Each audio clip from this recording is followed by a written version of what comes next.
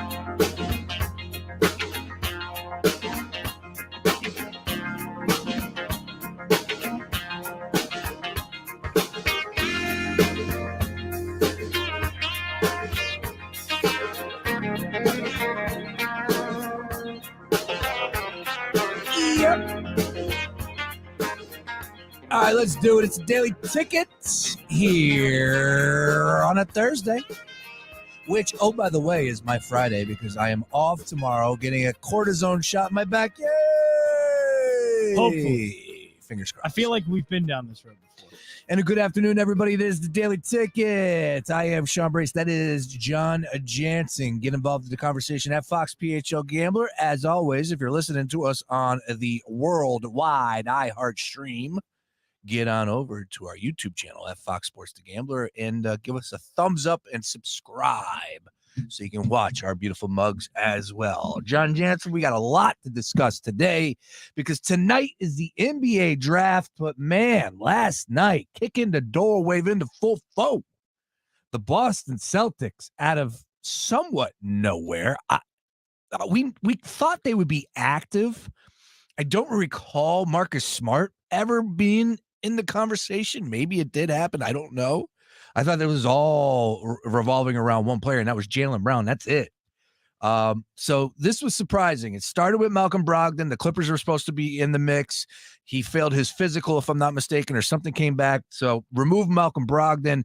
And in the midnight hour before Porzingis had to lock in being a Washington Wizard for I think for the next few weeks, few months, whatever it may be, due to his contract. Bottom line, the Celtics and the Wizards and the Memphis Grizzlies made a 3-team deal. And dare I say, I like it from everybody's angle. I mean, the Wizards are tanking. So, of course, we understand what they're doing. A year too late, right? Unless they have something up their sleeve for tonight. But, okay. The Memphis Grizzlies, let's just start there before we get into the Celtics. Marcus Smart to the Grizzlies is great. You know, you're going to be without Ja Morant for the first 25 games. Yeah, I get it. Tyus Jones, good backup point guard, but Smart's really good, man. I've always been a fan of Marcus Smart, even since he came into the league from in the NBA draft. So from what he's been able to do with the Boston Celtics, I know a lot of people like to claim he's a fake tough guy. He might fit in better down there in Memphis because of that, but I like Marcus Smart. I think he is a winning ball player, and he's a guy that I would like to have on my team. So I think the Memphis Grizzlies got a great piece, something that they need, especially with Ja Morant out for the first 25 games. And then over to the Boston Celtics. You know, John, I like when you don't win it all, right? And this is both ways. I think you could say it about even the good teams. Like, you know, if you do win a championship, you do represent your conference and get to a final or a Super Bowl or a World Series. Bottom line is if you don't get the job done, it's about, you know, getting new, refresh. Don't be stagnant. Don't run it back if you weren't able to win the championship. And we often talk about this a lot with the 08 Phillies, where Ruben Amaro made every easy decision possible over the years. Whip out the checkbook and sign. He really never made a difficult decision. It would have been interesting to go back to those days, and this is something for a whole nother day, but what happens if Ruben Amaro might have traded Jimmy Rollins in his prime, or Chase Utley in his prime? I know that it never would have happened, but these are the questions you have to ask yourself. And that's about refreshing and being better in that following season, you hope. Porzingis to the Celtics. Injury prone, of course, Man, he could fill it up from downtown. He's a big. They got other players that are gonna slide in the rotation as far as the guard. So I don't think they're gonna miss Marcus Smart all that much. Look, simply, did the Boston Celtics get better last night? Yes. And the odds makers at DraftKings Sportsbook say as much so. Plus 550 to win a championship last night, plus 450 to win the championship right now. So they have, of course, improved in the eyes of the odds makers as well. What do you say? Yeah, I think you can make a debate on whether or not if they improve this year, because we haven't seen Kristaps Porzingis a lot, but I think you're right. A change was needed. I don't know if that means Marcus Smart needed to be traded, but they have sort of a unique kind of player that they haven't had before. And they still have, their issues. They need a ball handler, which they don't have, which is kind of crazy considering the amount of guards that they have. But they need a better ball handler, better distributor. So Kristaps Porzingis doesn't fix that, but he at least gives them a unique player that they haven't had before. So I like that. It's something new. It's something different. So I agree with you there.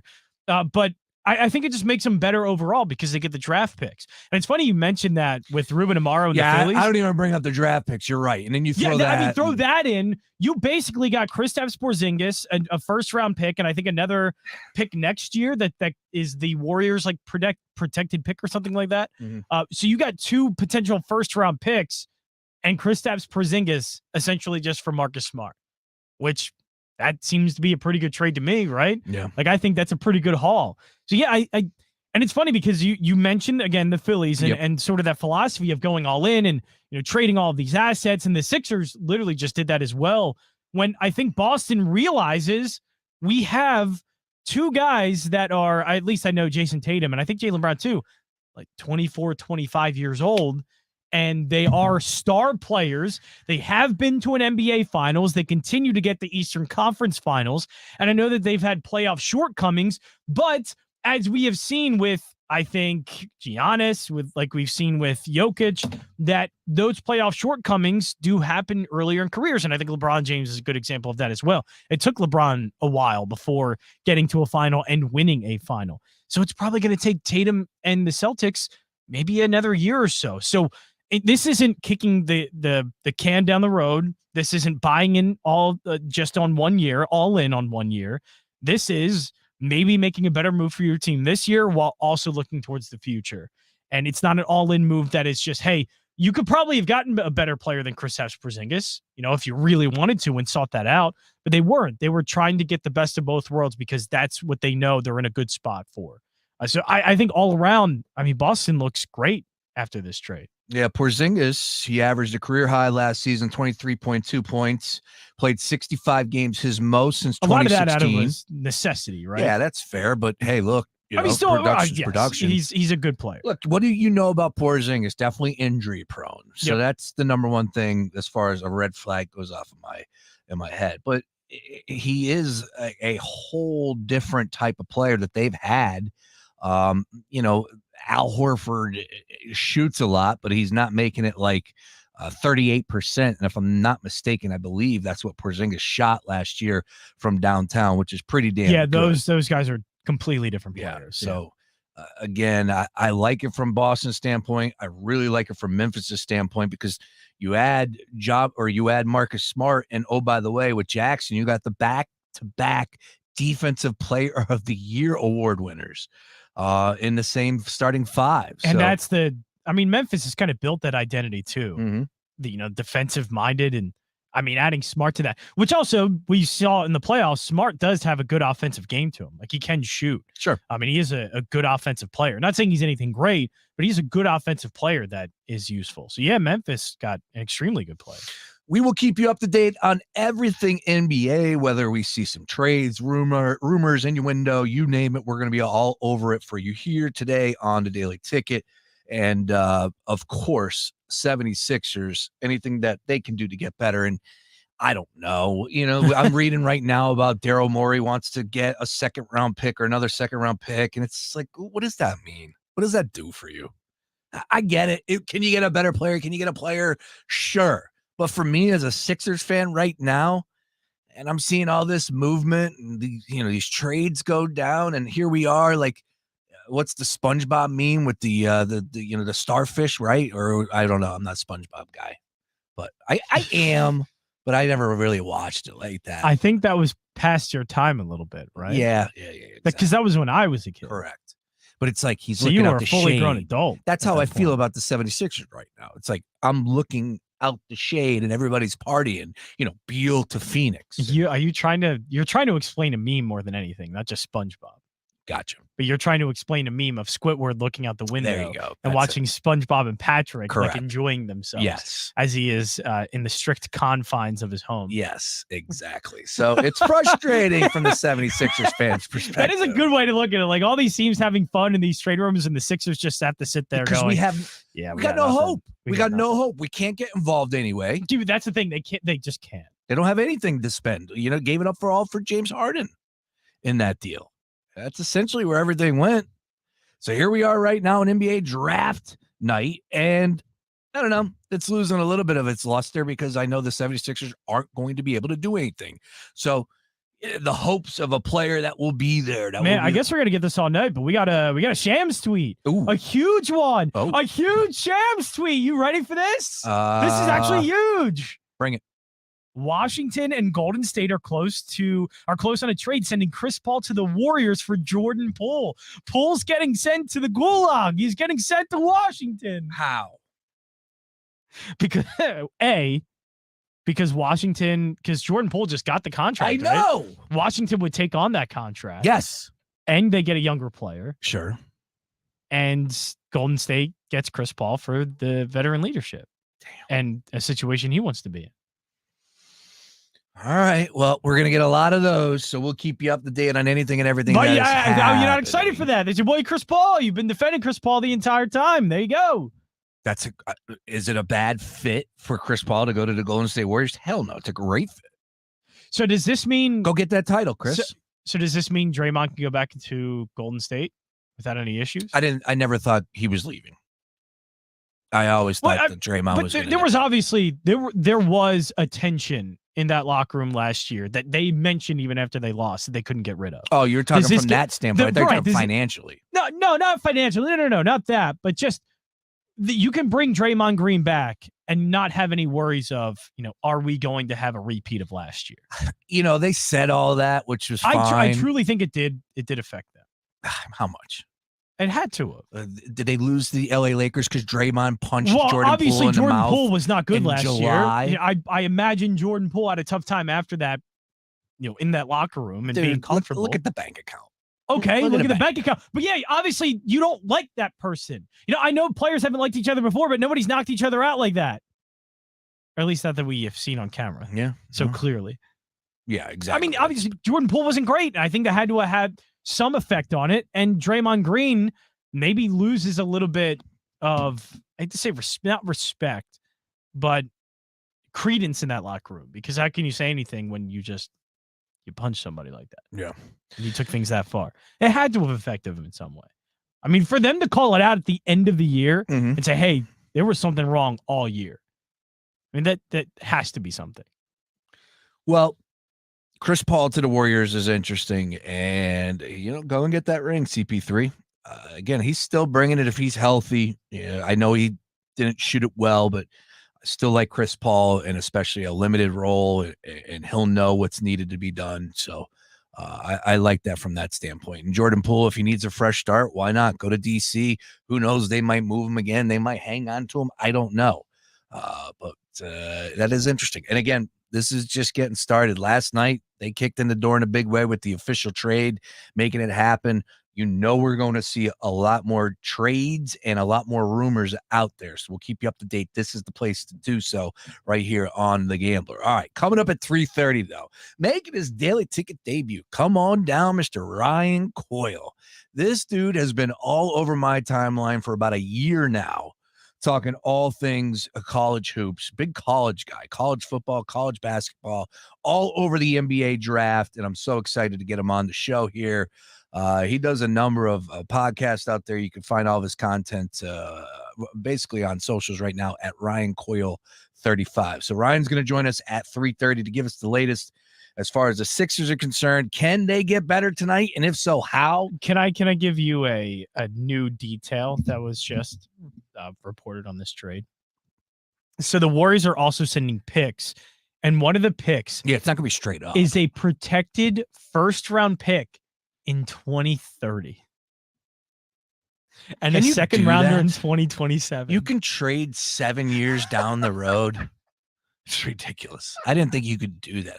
Washington still even be in the league by 2030? It's a good call. Who knows? All right. Well, again, we're all over it for you right here on the Daily Ticket. 2030. Ryan Quills. Where are you going to be in 2030, Sean? Hopefully still alive. Are you still going to have that bulging disc in your neck? Possibly. Cortisone shot booked for tomorrow, 9 a.m. Book one in 7 years from now, too, in 2030. Just book that ahead of time. Shoot me up, Doc. All right. So, again, big trades going down in the NBA draft tonight. No surprise. Who's going number 1, 2, and 3. We'll talk about Scoot and Brandon Miller, and we'll continue down the path of the top 10. And Cam Whitmore is a name that's really intriguing to me because I don't care what any of these medical reports are saying to a point. I don't have it in front of me, but if he slides, somebody's going to land a hell of a ball player. I don't expect him to slide. So we'll fire up DraftKings Sportsbook. We'll take a look at some of the numbers that you can get involved in as far as the NBA draft is concerned. Again, not available in every state, but if you are in a state that you can wager on tonight's NBA draft, this is the place to be. All right. As far as baseball is concerned, last night, Phillies rained out. Oh well. On to the next, and they're playing right now. It is a scoreless game. We'll keep you up to date as far as anything that is concerning in the Phillies and Braves game 2. They will make up that game in September, so the important 3-game series against the Atlanta Braves is now down to 2. And oh, by the way, they lost the first game, so they are scoreless right now in the bottom of the 8th with Kyle Schwarber at the plate, 1 out. We'll keep you up to date on all of that. But staying in the world of Major League Baseball, John Jansen, the Cincinnati Reds, what's going on in Cincinnati? They have an infusion of young talent, and they are winning at a clip that we haven't seen in that franchise's history since 1957. There have been some great Reds teams over the years. I'm talking about the Big Red Machine over the 70s. You're talking about the World Series champion when they knocked off the Oakland A's in 90 or 91, whatever it was. Chris Sabo, Eric Davis, great squads. Norm Charlton, the Bad Boys, Rob Dibble, all those players from the Cincinnati Reds. They had great teams. Man, 11 I have straight. no idea what you're talking about. Oh, Rob Dibble. There's a 3-headed. It was Tom Browning, sounds like a Norm Charlton, and Rob Dibble. They were the Bad Boys. I feels like you just named every player on the major league team. Whatever happened to cool nicknames? Nobody has a cool nickname anymore. Those were the bad. Those were the Bad Boys. There haven't been any. I mean, talk to me. Bad Boys. Yeah, like the Cincinnati Reds. Like a collective team name, like the Purple People Eaters from Minnesota. And Tom Browning was not one of them. It was Randy Myers. How about that? That's a good one right there. Got that one wrong. So a collective team name. So the Phillies had one in 93. Was it the Bad? What, do they have a nickname or yes, was that did. just and apparently it was given to them by the one Bad Boys or something like that? No, what were they called? Murderers Row. That's what they were called? And Missinelli supposedly gave them that name. Really? I thought it was something different. I thought it was something based off the attitude of the Phillies more than just the.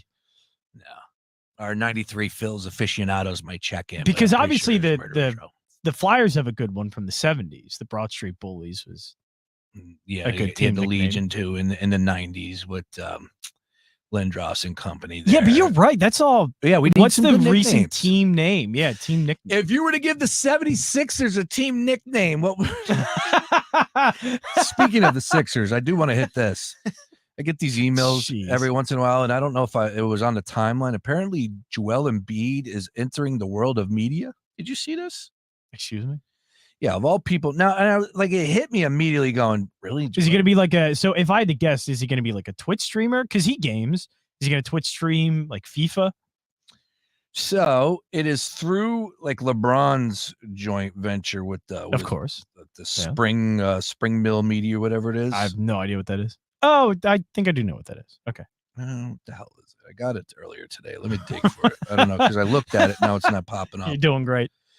Anyways, so Joel Embiid entering into the world of media, which caught me off guard. And I said, okay, well, that's cool. I'll dig a little bit more on that, where the hell it is, and try and find that email. But yeah, it definitely was something that hit me as like, wait a minute, JoJo? Really? All right. Moving off of that. Thanks for giving us the details. I don't know where that. the email. No. Great job of giving us the details of this new media venture coming from Joel Embiid. Can you recall from this? Was this a podcast? Was this a Twitch stream? Was this, a documentary thing? What is this? I get dumb stuff sent to my inbox all the time. Oh, I bet you do. All right. Because you use your Philly influencer. Use them both. So okay. So like but I would assume because PhillyInfluencer.com would just get a bunch of stuff that you just are on the list of a bunch of weird press releases. Yes, exactly. All those press releases come to me. Like Zuckerberg and Musk, they want to fight. Cool.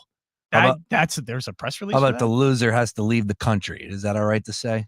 Between Musk and Mark Zuckerberg. I can't even make jokes about that.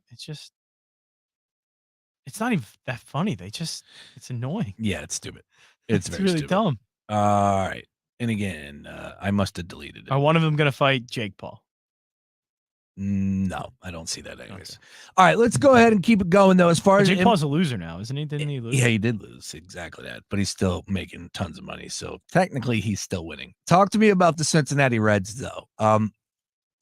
This team is dialed in. And one of the big things that is really pushing me as far as the Reds are concerned, it's the lack of competition in that division. Like, who, number one, has impressed you so far, putting the Reds to the side? Again, from anybody in that division, has there been anything that you could point to that would be like, you know what, they can build off of that? So that's the first thing that comes to my mind.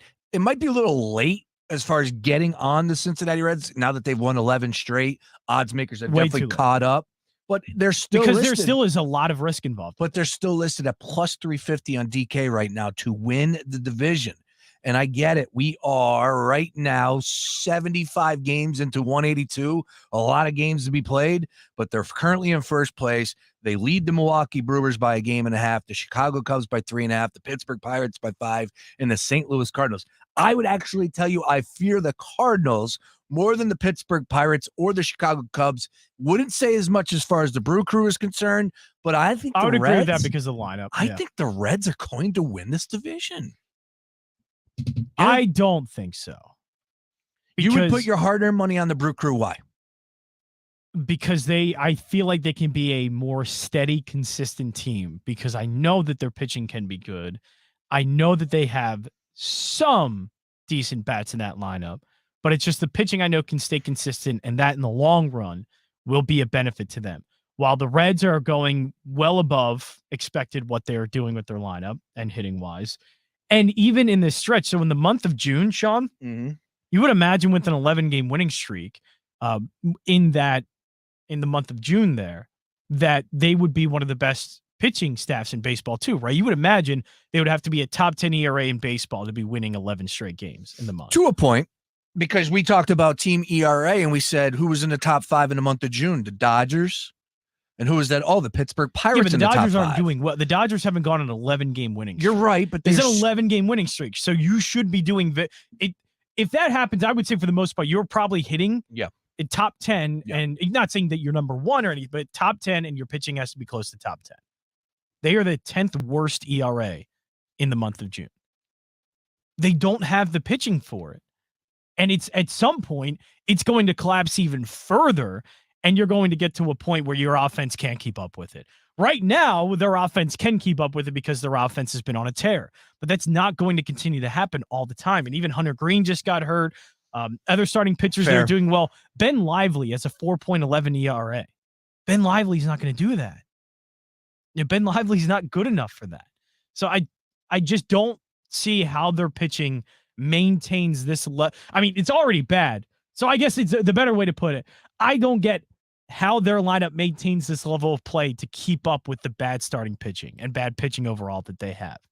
At some point, now the good thing is they do have a good closer. Alexis Diaz has been great, by the way. Edwin Diaz's brother has been excellent this season.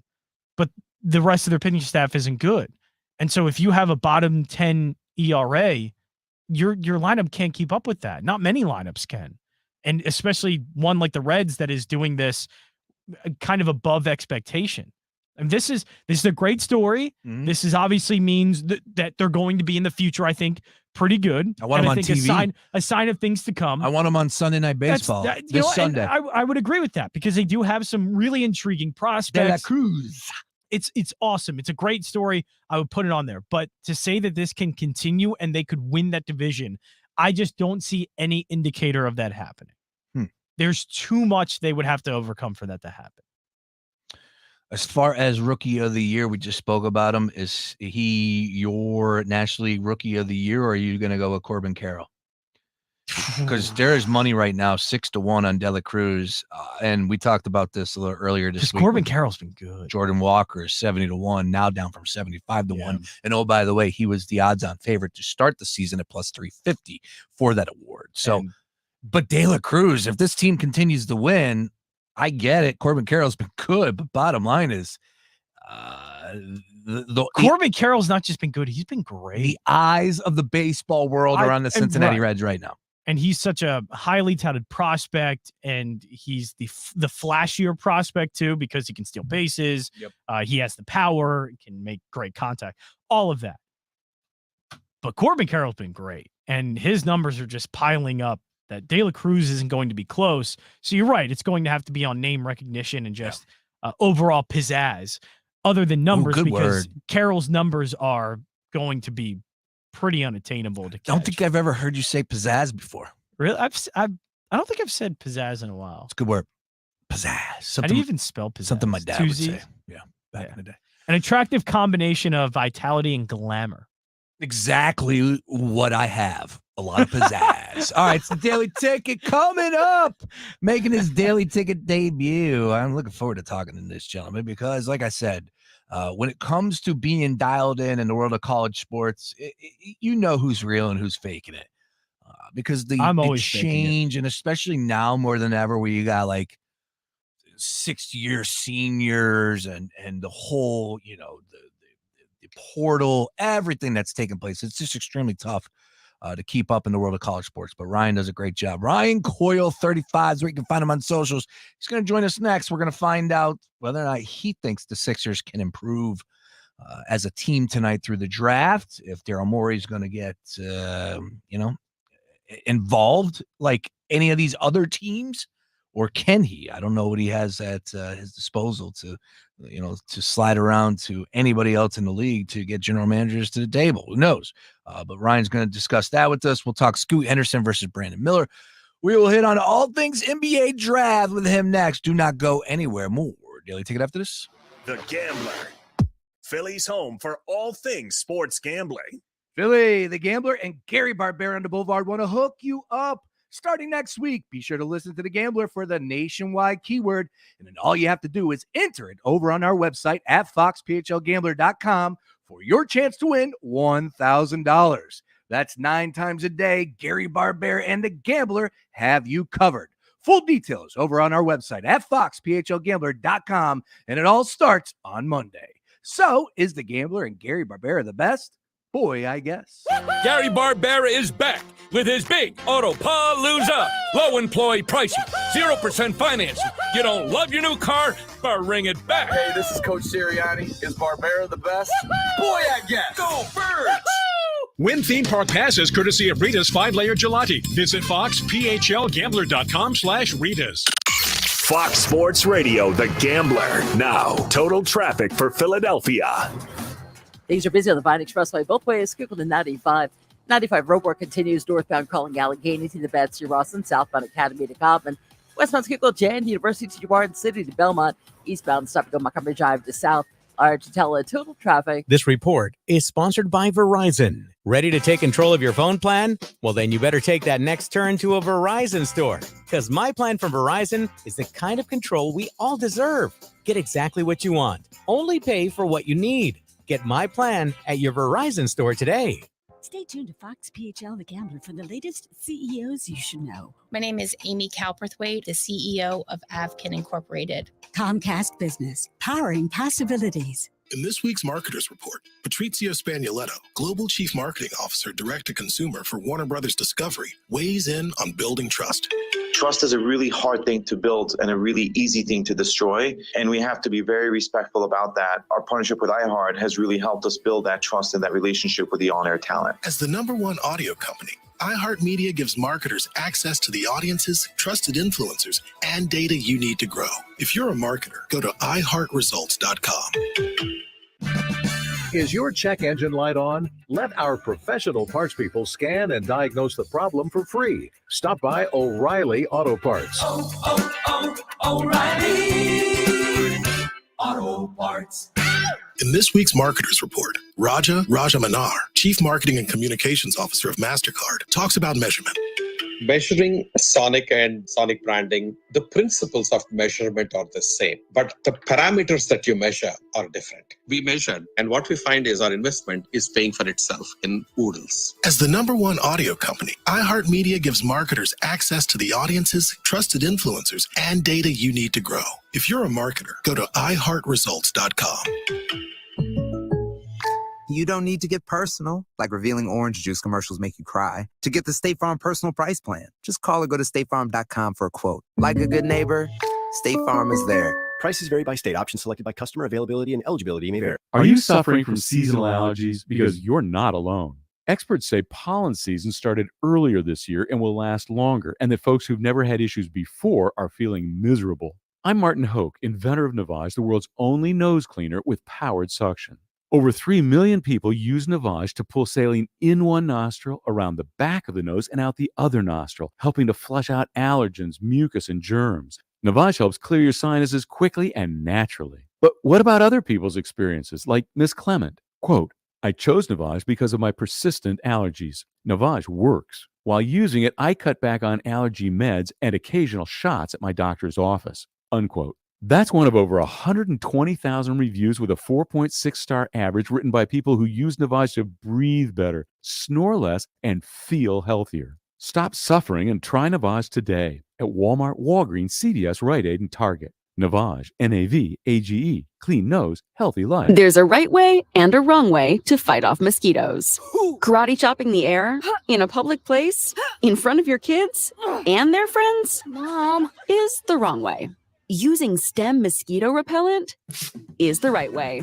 Stem effectively repels mosquitoes by harnessing active ingredients found in plants like lemongrass and peppermint, making it safe for use as directed around people and pets.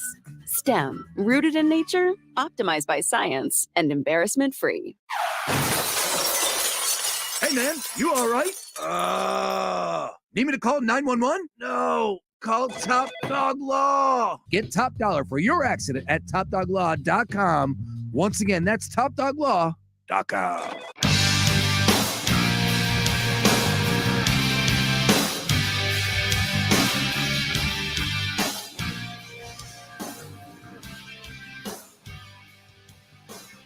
$334 Fox Sports Ready to Gambler. Sean Brace, John Jansen, Daily Ticket update here with your Fighting Phil's bottom of the ninth scoreless. Nick Castellanos just went down swinging, and so you got Bryce Harper at the dish.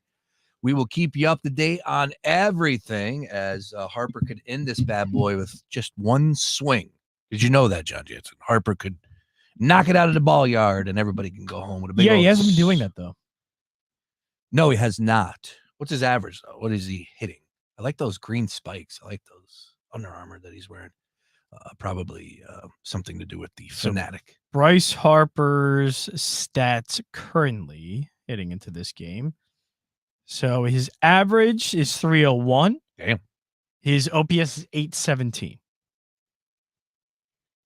Which that is low for Harper. You need Harper to hit some bombs. Yes. That's what he's paid to do. But, you know, again, we know what he's been through. He's getting through it still early in the season. I'm not losing sleep. All right. Let's head out to the Gambler Hotline. You have been losing sleep, though. Oh, I haven't slept much over the last 5 weeks due to this herniated disc because I'm an old man. But I'll tell you what, I feel like I'm getting younger. I'm now down with the kids these days, John Jansen. You know why? Because Sean Bernard pops up on the scene, and I get a little, you know, my timeline has changed over the last few weeks. Of course, I'm probably double the age of Sean Bernard, and I might be double the age of this next guest, but that's all right, man, because at the end of the day, all we care about is, just learning a thing or two about the NBA draft. And this gentleman has been all over on my timeline, covering college hoops, and he loves the college game, even football as well. So I'm looking forward to doing some stuff coming up football season. But tonight, NBA draft, can the Sixers improve? Ryan Coyle is joining us right now. Be sure to find him on socials at Ryan Coyle 35. Ryan, appreciate a couple minutes today, man. Thank you for popping up on the Daily Ticket. As I said, big fan of your work, and really looking forward to this conversation. But first of all, how you doing today, man? Good, guys. Thanks for having me. I really appreciate the opportunity to come on the show today and talk some draft. As you were saying, Sean, really big into the scouting process and kind of following college basketball along the entire season. So it's kind of cool to see it all come to fruition tonight. Love it. And Pick Swap Media on YouTube. He's the host of Beef Up Front, a podcast covering college hoops, college football, the NFL, all of that good stuff. Once again, Ryan Coyle, 35. All right, Ryan, first of all, we just had a trade that went down. I think it is a completed trade, of course, until the league signs off on it, but it's looking like it's going to be a done deal, as Woj tweeted about it. The Golden State Warriors and the Washington Wizards made a deal. It looks like Chris Paul will be heading to Golden State. And Jordan Poole, with that brand new contract, a year old, will be heading east to the Washington Wizards. Of course, there's some other odds and ends, some picks tossed in there as well. Just on the surface, of course, you haven't had too much time to digest this move. Your thoughts on that trade? I think for Jordan Poole, it's a great scenario for him because he got bashed on a lot last year, obviously, with the fight with Draymond at the beginning of the season. And it seemed like that was something that lingered throughout the year. But if you look at his numbers, he still averaged a little north of 20 points per game. And now he's going to a Washington team that obviously just unloaded Bradley Beal. And now he's going to be the guy, the scoring option there. It wouldn't surprise me to see him average north of 25 points a game next season and just be one of the leading shot takers in the league, because this is going to be one of the poorest rosters in the entire NBA next year. So I think the opportunity for Poole to really prove himself with that contract and just be the pure scorer that he is, it's a great situation for him. And then in terms of Chris Paul going to the Warriors, I think the Warriors thinking with that is Steph Curry's getting older. He's been missing more and more time. This is going to give him an opportunity to play off the ball more, and I think not have as much pressure with the ball in his hands every single time up and down the floor. I am interested, though, to see like their closing lineup, what that would look like, because Steph usually likes to have the ball in his hands at the end of the game to go create. And then Chris Paul, as we know, is a point guard, and at this stage of his career is mainly just a distributor. So interested to see how that kind of shakes out at the end of games and come playoff time. But on both sides, I think it's kind of a win-win deal. Well, like you said, with Chris Paul, it is intriguing. He's going to go to Golden State. First thing that we all think about is that video where he was laughing at Steve Kerr laughing and he turned his head. Now he's going to go play for him. That happened when he was in the Houston Rockets uniform. So that's pretty funny there. That's a great gift. He's chasing a ring. That's a great spot for CP3. The Warriors are going to be constant, pursuit of an NBA title with Steph Curry. I don't care who else is there surrounding, whether Draymond leaves, Clay, whatever. As long as Steph is there, he could shoot you to an NBA championship. So I like Chris Paul. He's going to be coming off the bench, right? He's going to be a sixth man, correct? I mean, I think that they could, if Draymond does come back, they're able to, I think he could start there. I don't really see a scenario where Chris Paul willingly will come off the bench, but I think you could roll out a starting five of Chris Paul, Steph Curry, Clay, Draymond, and Looney. You might be a little bit short on the defensive end, but Chris Paul does have a handful of all defensive awards to himself. Just guarding the two, I think, would be the biggest question mark in that lineup. But this is a lineup that can put up a lot of points and score. I think they're just going to try and outshoot teams. All right. Well, the Jordan Poole situation, how are teams able to get out of these contracts and just sign that crazy deal? And now he's going to end up with DC and Bradley Beal, $250 million. He ends up getting traded. Like, how are they able to sign these guys to these huge deals and then move them a year later just because it's the NBA? Yeah, it's the NBA. It's the league that never sleeps. I think actually the off season is the more entertaining part of the NBA just because there's so many moving parts every year. All the salary cap stuff, I feel like just with Howie Roseman as well with the Philadelphia Eagles, there's always ways to get around it if you dig deep enough, and it looks like that's what both these sides are doing in this deal. All right, let's talk about tonight's NBA draft, and of course, the big question on everybody's brain is how good is Scoot or Brandon Miller going to be, and who should they take at 2 and 3? We know who's going number 1 overall, but we'll put that to the side just for right now. I want to talk some big picture stuff with you from the 76ers perspective. Daryl Morey has been in hot pursuit as the Atlanta Braves take a 1-0 lead here in the top of the 10th against the Phillies. That's not good, but Daryl Morey has been in hot pursuit for a second-round draft pick. Why should I care about that? I understand there could be a player out there that could help him, somebody down the road, who knows? But why is Daryl Morey getting a second-round pick the biggest thing that we have to grasp right now, to hold on to make us tune in tonight's NBA draft? Is it a big deal? Should it be a bigger deal to me if Daryl Morey is able to land a second-round pick tonight? Well, I think it's kind of funny because in Philadelphia, the past 2 years, we've really been spoiled with the Eagles in the draft because the draft has really been centered around them with all the ammunition they've had. And now when you look at the NBA draft with the Sixers, just the lack of picks in this year's draft.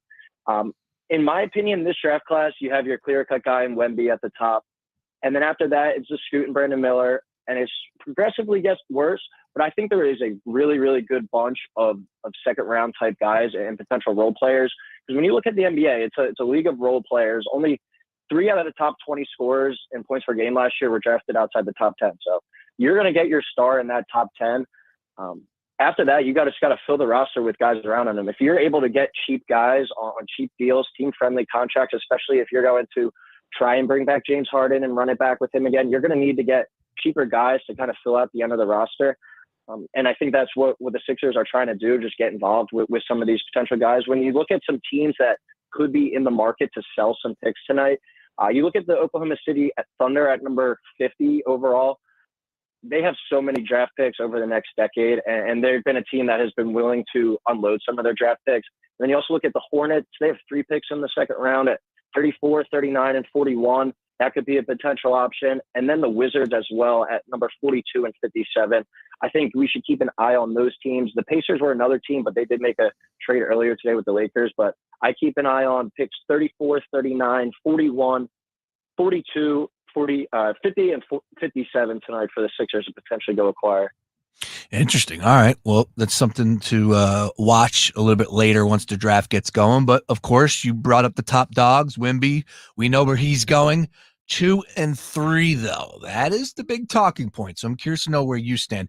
John Jansen, we just debated this on Philly Debatable. You are taking Scoot to have a better career than Brandon Miller, correct? Yes, I am. I am on the other side. I believe Brandon Miller will have a better NBA career. I think both of these guys have tremendous potential, as we always use that word at this point in time. You want to talk about a player comp, the ceiling. I look at Brandon Miller could be a Kevin Durant. I think Scoot could be a Russell Westbrook. I mean, we're talking about 2 great players here. But if they do play to their top ability, and no matter the location, let's just say the Trailblazers are the Trailblazers. They're a good team. The Hornets are a good team. So either way, that doesn't matter. Who's going to have the better NBA career in your mind, Ryan? Who do you got, Brandon Miller or Scoot Henderson? I'm a Brandon Miller guy. I've been a Brandon Miller guy since December 17th, I believe it was, against Gonzaga, where he went out and had 36 points that night in a 100-90 victory over Gonzaga. It was just a dominant performance, and ever since then, I just kept tracking him. I was a little discouraged towards the end of the year with his shooting. He kind of slowed down a little bit in terms of his shooting, but this is a guy as well that was rumored to be battling a groin injury throughout the rest of the season. When he was fully healthy, he was the most dominant player outside of Zach Edey in college basketball. And I think he has a really high floor. I think his ability to shoot the ball, he's going to be a 40% shooter. And I think he has really good playmaking skills as well. A little bit underrated in that regard, but only 2.1 assists per game in college. But he did just show on the film, he showed flashes of being a high-level playmaker. So I think a 6'8" wing that's really able to shoot the basketball and can be a potential playmaker. You're kind of talking like in the Jason Tatum and Brandon Ingram regard. I think that's more attractive right now than a point guard in Scoot Henderson that struggled to shoot in his 2 years in the G League. And do we really know if he's going to be able to improve? I think taking a safe player is always a risk when you're taking a guy in the top 2 or 3 because you're looking for your franchise star. But I think regardless of if he improves or not, Brandon Miller will be a guy that sticks around in the league for the next 10 to 12 years, but I do think he has multiple all-star potential in him as well. So he's my guy at number 2, and I would definitely take him over Scoot Henderson. Ryan Coyle 35 is where you can find him. All right, let's continue to talk about that top 10. Let's bring it back home here to the main line. And Cam Whitmore, why is he sliding? And I mean, what do you see from him as far as potential is concerned? I know that's the word we use no matter what sport it is when it comes to the draft, but Cam Whitmore blew me away the few times I was able to see him in person. Just the athleticism. Dude's a high flyer, 19 years young. Just, like I said, the potential is there that this kid can turn into a real deal player. But now I'm seeing that he could slide due to medicals. What are you hearing as far as that is concerned? And realistically, where do you see him going tonight? I am a big Whitmore fan and someone that's really someone who's really grown on me. I just think going to Villanova this year wasn't the best spot for him. When you look at Villanova and another guy that I like in Keontae George at Baylor, those are two programs known more for developing players and being there for multiple years, not really the one and done type things. And Whitmore also was out due to a thumb injury the first about 10 games of the season that really held him down. So I agree with you though, Sean, explosive, big time leaper. I think he would be a really fun fit in Houston and that transition type style that they want to run with Jalen Green, Jabari Smith, Kevin Porter Jr. That would be a really fun group that could just get up and down the floor. But as you're saying, explosive leaper, and I think he's a really good cutter and diver to the hoop as well. You can throw him in that dunker spot on offense. And he's got some really eye-popping defensive upside, especially with his frame at 6'7", 230 pounds. And he's still only 18 years old. He won't turn 19 years old till Summer League. So he's like a whole year younger than some of these guys. I think Brandon Miller's 20, so you still have a whole nother year development-wise to catch up. Really strong at attacking the hoop, but not much of a playmaker. I think that might be what's scaring some teams away. 0.7 assists per game. So that's something that he has to work on. But another guy with an NBA-ready frame that can come in and make an impact from day one. I'm with you, Sean. I'm higher on him than most, I think. All right. Now let's talk some players. Of course, it's the trade, time, right? It's crazy because this draft feels like NBA trade deadline, not so much an NBA draft evening. But it does make way for a lot of trades. Yes, it does. And I thought that we would see some names moved. I didn't think Jordan Poole would be one of them, but here we are. Or Marcus Smart. Or Marcus Smart. You're right. So the names that have been bantered about on the timeline, and of course, everybody, it seems like every year, you got Damian Lillard pop up, and whether or not this Portland Trailblazers team is going to go young with the 3 spot or they're going to trade, I don't know. That could dictate a possibility of Dame saying, I want out. I'm pretty sure he has a no trade clause. We'll see what happens there. And of course, Zion is a name that's being discussed a lot. Do you foresee either one of those two or another big name player that could be possibly on the move in tonight's NBA draft? I don't think it would come down tonight just because it's such a two big name players, Zion and Dame. I feel like there has to be something else. And I think the way that the number 2 pick shakes out, especially in the Blazers regard, will have a big impact on that. Because if Brandon Miller does go 2 and then you're sitting there at 3 with Scoot, does it really benefit you to take Scoot and then have Damian Lillard still on the team? I think that'll hinder his development. And when you look around the league, there's not like that many teams I think that can make these big type trades. I have 2 written down for Zion, and I have 1 written down for Dame. Mm-hmm. With Zion potentially to the Thunder with all their draft picks, as well as Chet Holmgren and Jalen Williams from Santa Clara, I could maybe see that. But if Zion doesn't want to play in a smaller market like New Orleans, will he really want to go to Oklahoma City? But if you could have a Zion and Shai Gilgeous-Alexander duo, that'll be one of, if not the top duo in the NBA potentially. And also looked at the Cavs, Darius Garland and Evan Mobley and picks, and then you team up Zion with Donovan Mitchell, and you saw Jared Allen there in the front court as well. And then in terms of Damian Lillard, one team that maybe stuck out to me a little bit was the Bucks. You look to potentially move Drew Holiday, mm-hmm. and then Chris Middleton opted out of his deal last night, so that's a max contract slot that's open now. And you paired Dame with Giannis, and then you have Brook Lopez, who had a really nice career resurgence. I could maybe see that shaken out, but I don't think in terms of tonight anything's going to go down.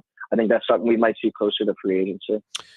All right. Well, what do you got cooking this evening? What are you going to be doing? In the lab, fired up? You're covering all these guys all season long in the I thought you college meant what he hoops? was cooking like for dinner. Well, A little pasta for tonight. Yeah, what what's are we for doing? dinner Or ordering tonight, out some wings for the draft? What are we doing? I mean, I don't think you're cooking tonight because bottom line is this NBA draft's going to be starting. He's got to be focused. Who knows what trades are going That's out. true. Yeah, you're right. What is for dinner tonight, Ryan? Put everything this side. What's for dinner?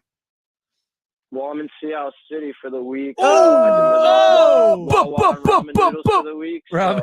So might have to keep that rolling. Oh man, go hit Mike's Seafood. All right, come on, man. Oh, that's what it's all about. Yeah, Big for the night. yeah, exactly. All right, hey man, we'll be definitely checking you out in your timeline at Ryan Coyle 35. As I said, that's where you can get all of his content, podcasts that he hosts. Does an unbelievable job, and as you just heard, he knows a thing or two when it comes to the college hoops game. So, hey, man, enjoy tonight. Definitely looking forward to doing more with you in the future, Ryan, and we'll see if the Sixers can do something. We'll get you back up on here next week, and we'll go from there. But, man, appreciate a couple minutes today. Enjoy the draft. Catch up down the road, sir. All right, thank you, guys. Have a good one. My man, there he is, Ryan Coyle, live from Seattle City. He buried that. He should have opened with that. Yeah, we could have had some fun with that. What are you doing over there I'm as working. you're typing? I'm working. Well, I'm what's working. going I'm on? working. What are you doing? I got commands from the program director of Q102. They can Do some wait. work. Also, I don't think they can. Also, this Phillies game has I don't even want to talk gone about it. down. I'm not going to make the joke Not because even wanna talk about it's you can't make the jokes too early. Were you about to make a No. What joke were you about to make? I wasn't about to make that joke. Okay, you don't make that. It's 5-0 right Everybody else now. The timeline is filled with jackals. It is 5-0 Braves. So it was 1-0, and then there was runners on second and third with 2 outs, and a line drive right at Kyle Schwarber in the left field. He had a slide face or head first to a point. It's an easy grab, can of corn, and he drops it. 2-run score, 3-0, and then I don't know who just Marcell homered. Ozuna. Ozuna Yeah. just hit one to freaking Packer Ave, and now the Braves lead 5-0 right now as we speak. Ugly. That is not how you draw it up. And now it looks like the Phillies are going to lose 2 of 2 to the Braves. And I think you can give them the division now. Although the Braves are going to Cincinnati to take on the hottest team in baseball. Now you can give they've had the division. It was an 8-game lead. There was still plenty of games to be played. Stop it. All right. It's the Daily Ticket. You got John Jansen, you got myself. And we're going to mix it up. We got some fun stuff to get to. Unfortunately, this is not fun. The submarine that disappeared, they believe blew up. They believe imploded, I believe is the correct word. It's very sad. 5 people lost their lives, including a 20-year-old who had Philadelphia University connections. And it's just sad, man. Very sad. Obviously, there's a lot of families and friends that are affected. And I know that everybody's getting their jokes off like the jackals you are on the timeline. But, man, it's a tough one. It's a tough one. They spent a lot of time and effort to go and find those guys, and were unable to do so. Or maybe they did, but it seems like it imploded, and there's debris field that they found, and that is why these people will not be alive. But anything new from there, we'll bring it to you. Obviously, we've been all over it this week, having some fun with it. I thought that they were going to find them. I did. They said they kept hearing knocking. I'm like, that's a good thing, but well, what was the knocking? Who knows what they heard? It's the ocean, bro. There's a lot of things down there that we don't know of. Basically, you're saying you don't want to know the answer to that question. What was knocking? I mean, it could be Transformers. It could be. I would. Oh, man, that'd be awesome. What was the one Except with Idris Elba? The new movie wasn't that good. What was the one with Idris Elba? Pacific Rim. Oh, it's terrible. What? Wait, Pacific the first Rim one? was The first one? horrible. The first one was terrible? Pacific I don't Rim think the was first one was terrible. I thought the brutal. first one was pretty good. First one was actually, I liked it. Could have been better. Fair. Could have been better. Yep.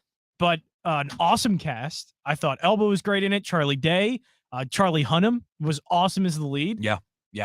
I think Pacific Rim was a good movie. Do you know that The second one was terrible. I still have not made it through Avatar, the part 2. How have you not? What are you breaking this into three different? 3. Oh my god. Yeah, 3 times. Like, first of all, I'm watching late at night, dude. It's a 3-hour film. Just watch the movie. Just watch it. I don't like this spider character. He annoys me. Where did this guy come from? Spider's one of the best parts of the movie. Nah, I don't like that. It's Fugazi. What? Yeah. What? I don't like Spider. How? You are the only person I've heard so far watching that movie say that you don't like that character. First of all, that he character has sold been him one out. of the best. He sold him out. That's number one. Number two. Are you spoiling the movie? No. I don't even know how it ends. How could I spoil it if I didn't watch it? You're spoiling a pretty significant part of the movie. It just came out. Oh, like the people that haven't seen Avatar are dying to see it. I know. That's still like there's if no you middle wanted to see ground with Avatar, I mean, there Avatar. have been over $1 billion dollars made on Avatar. It is good though. I am a fan of it. It's I very like good. it. Yeah, I like and it a lot. I'm not a big fan of James Cameron. Speaking of Titanic stuff, I didn't like the Titanic. I thought Titanic was a terrible movie. The cast is pretty interesting from Avatar Part 2. It's there's a lot of names that you know, and then you see them in that and they're and when they're blue suits, and you're like, oh yeah, I could see that resemblance there. All right, right now, bottom of the 10th, and the Phillies have runners on first and third with nobody out. Could they make a comeback? I'll bet you that there's a double play right here from Alec Bohm. How about that? Well, we'll find out how it plays out after the break because we got to take one here. It's the Daily Ticket, 4 o'clock hour on the other side. Here's what we're going to do. Sean, you could have caught that ball that was hit the college. I absolutely could have caught that ball. You absolutely, even with the bulging disc, you could have caught that. 100%. I mean, come on, Kyle Schwarber, who's your favorite leadoff hitter of all time. He's a very good one. He's not my favorite leadoff hitter of all time, but he's the best one in the Phillies. He's the best one in the Phillies. He's the best one in the Phillies. Okay, you're bored with home runs to start games?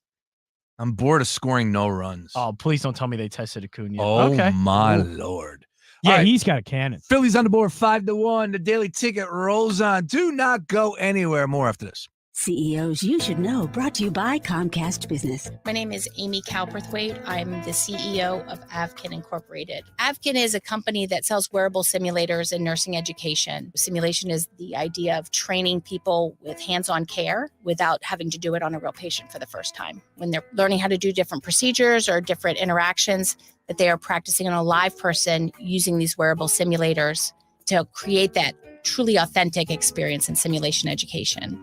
All of our products have sensors inside. So if based off of the care that's being provided, the patient can respond, those sensors alert at the appropriate times to react and respond. My very first job that was not on my resume, I worked at a fast food chain called Roy Rogers. I was 16 years old, and I can remember being very frustrated one day and telling my father that I just wanted to quit. And he said to me, "Don't burn your bridges." I didn't know what that meant at the time, so I asked him. That phrase has stuck with me, that you're always to leave with a good taste in your mouth, that you're always to make sure that you're fulfilling your responsibilities and what you've promised, and that you are not just emotionally reacting to something that's happening in the immediacy. Take some time to think about it and make sure you're doing the right thing.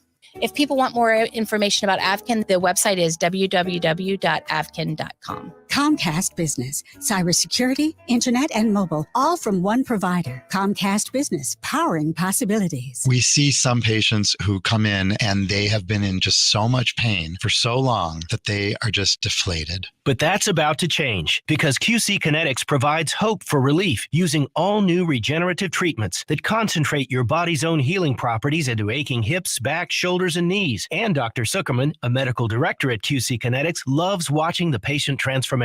One of the most amazing things is when I get to see a patient who, after a few months of our treatments, is just a completely different person. They are smiling and happy, and the weight of the world is off their shoulders because we were able to take away their pain. And that's with no drugs, no surgery, and no downtime. It's just amazing to be able to change people's lives like that. It's very gratifying. Call QC Kinetics now for your free consultation. Call QC Kinetics, 215-999-3000. That's 215-999-3000. 215-999-3000.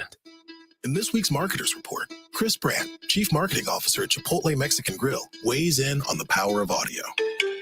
We've used audio to reinforce what we're showing on TV, what we're showing in other digital channels. When your priority is driving reach, boy, everybody seems to listen to the radio. As the #1 audio company, iHeartMedia gives marketers access to the audiences, conversations, trusted influencers, insights, and data you need to grow. If you're a marketer, go to iHeartResults.com. Here on MSNBC, we are staying on top of several fast-moving stories. Today's news requires more facts. A new report finds the climate crisis is getting much worse. More context. We are seeing record numbers of people crossing into the United States just in the southern border. And more ground covered. People here are watching what is happening in Kiev very closely. The world's never been harder to understand. That's why it's never been more important to try. MSNBC. Understand more. 1 in 4 car batteries is weak and needs to be replaced. Let our professional parts people test your battery for free at O'Reilly Auto Parts. O'Reilly Auto Parts. There's a right way and a wrong way to fight off mosquitoes. Karate chopping the air in a public place in front of your kids and their friends, Mom, is the wrong way. Using Stem mosquito repellent is the right way. Stem effectively repels mosquitoes by harnessing active ingredients found in plants like lemongrass and peppermint, making it safe for use as directed around people and pets. Stem, rooted in nature, optimized by science, and embarrassment-free. Ready to take control of your phone plan? Well, then you better take that next turn to a Verizon store. Because my plan from Verizon is the kind of control we all deserve. Get exactly what you want. Only pay for what you need. Get my plan at your Verizon store today. This is NFL quarterback Rodney Peete, and here's what's trending on the iHeart Sports Network. Presented by AutoZone. All eyes are on Brooklyn for tonight's NBA draft. French phenom Victor Wembanyama will go first overall to San Antonio, with Villanova's Cam Whitmore expected to go top 10. There's no indication that a deal is happening, but The Athletic has named right-hander Aaron Nola as a top potential trade deadline target. And the Eagles got some bulletin board material from Cowboys defensive end DeMarcus Lawrence, who said this week there's no gap between the rivals. I'm Scott Davidson. Starting stronger starts at AutoZone, where they've got battery solutions in the form of free battery testing, free battery charging, and replacement batteries that fit your needs. That's what makes them America's #1 battery destination. Get in the zone. AutoZone. Fox Sports Radio, The Gambler. Now, total traffic for Philadelphia. Winding Expressway westbound, Jan 95 to the Schuylkill, and the westbound Schuylkill stacked up there to Garden City to Belmont, eastbound Jan Montgomery Drive to south. Roadworkers are crawling on 95, northbound Allegheny to the Betsy Ross, and southbound Academy to Coppin. All right, to tell a total traffic. This report is sponsored by ComparionInsurance.com. Hi, we're Comparion Insurance Agency. Never heard of us? We know. But to help it stick that our local agents are insurance experts, we're going to say local agent 3 times in the next 5 seconds. Local agent, local agent, local agent. Find us at ComparionInsurance.com. I'm Martin Hoke, the inventor of Navage Nasal Care, and I love Navage. I've told you about how your nose is the body's air filter, that Navage's powered suction will help flush out allergens, viruses, mucus, and germs, and that Navage will help you breathe better. But what do other people say about Navage? Like Ricardo, quote, "This is one of the greatest inventions ever. I know this may sound like I'm exaggerating, but this sucker is amazing. The first time I did it, I couldn't believe what came out of my sinuses. I could breathe with ease. My wife just bought one too. Thank you for this product," unquote. He's one of over 100,000 online reviews praising Navage, the all-natural solution trusted by over 3 million people to help you breathe better, sleep deeper, snore less, and stay healthier without drugs. Navage is available at Walmart, CVS, Walgreens, Target, Rite Aid, and online. Navage, Navage, clean nose, healthy life. Meet Joe A, Hi. Joe B, Hello. and Joe C. What's up? 3 everyday Joes perfecting their banking with Chase. Joe A is locking his lost debit card with the Chase mobile app. Joe B is cruising toward his new ride with AutoSave. And Joe C's Chase banker is helping him budget to go back to school. Tools that help protect. Support for what's next. One bank that puts you in control. Visit chase.com/checking. Chase. Make more of what's yours. Chase mobile app is available for select mobile devices. Messaging and data rates may apply. JP Morgan Chase Bank, N.A. member FDIC. Hi, we're Comparion Insurance Agency. Right now you're thinking, Comparion? Never heard of them. We know. We also know that you have no idea that Comparion Insurance agents are local and provide expert advice. So to help it stick, we're going to say local agent 4 times in the next 15 seconds. Ready? Go. Our local agents know you and your community. Our local agents offer insurance from top carriers. Our local agents have minty fresh breath. Find us at comparinginsurance.com. Comparion Insurance Agency. Local agents, expert advice. And there's number 4. O'Reilly. Did you know 1 in 4 car batteries is weak and needs to be replaced? O'Reilly Auto Parts will test your battery for free. If your battery needs to be replaced, our professional parts people can help you find the right Super Start battery for your vehicle and budget. Don't wait. Get your battery tested for free today at your local O'Reilly Auto Parts. O'Reilly Auto Parts. This year is the 20th anniversary of the Pennsylvania Conference for Women, and it's going to be big. Join thousands of women on October 19th for an inspiring day focused on leadership, career advancement, and personal development. Keynote speakers include Jacinta Ardern, the former Prime Minister of New Zealand, known for ushering in a new era of strong, empathetic leadership. Pennsylvania's own Tina Fey, a writer, comedian, actress, and advocate for women, and Olympic gold medalist Gail Devers. Visit paconferenceforwomen.org to register. Your home for Villanova basketball is WDAS and WD273D, Fox Sports Radio Philadelphia.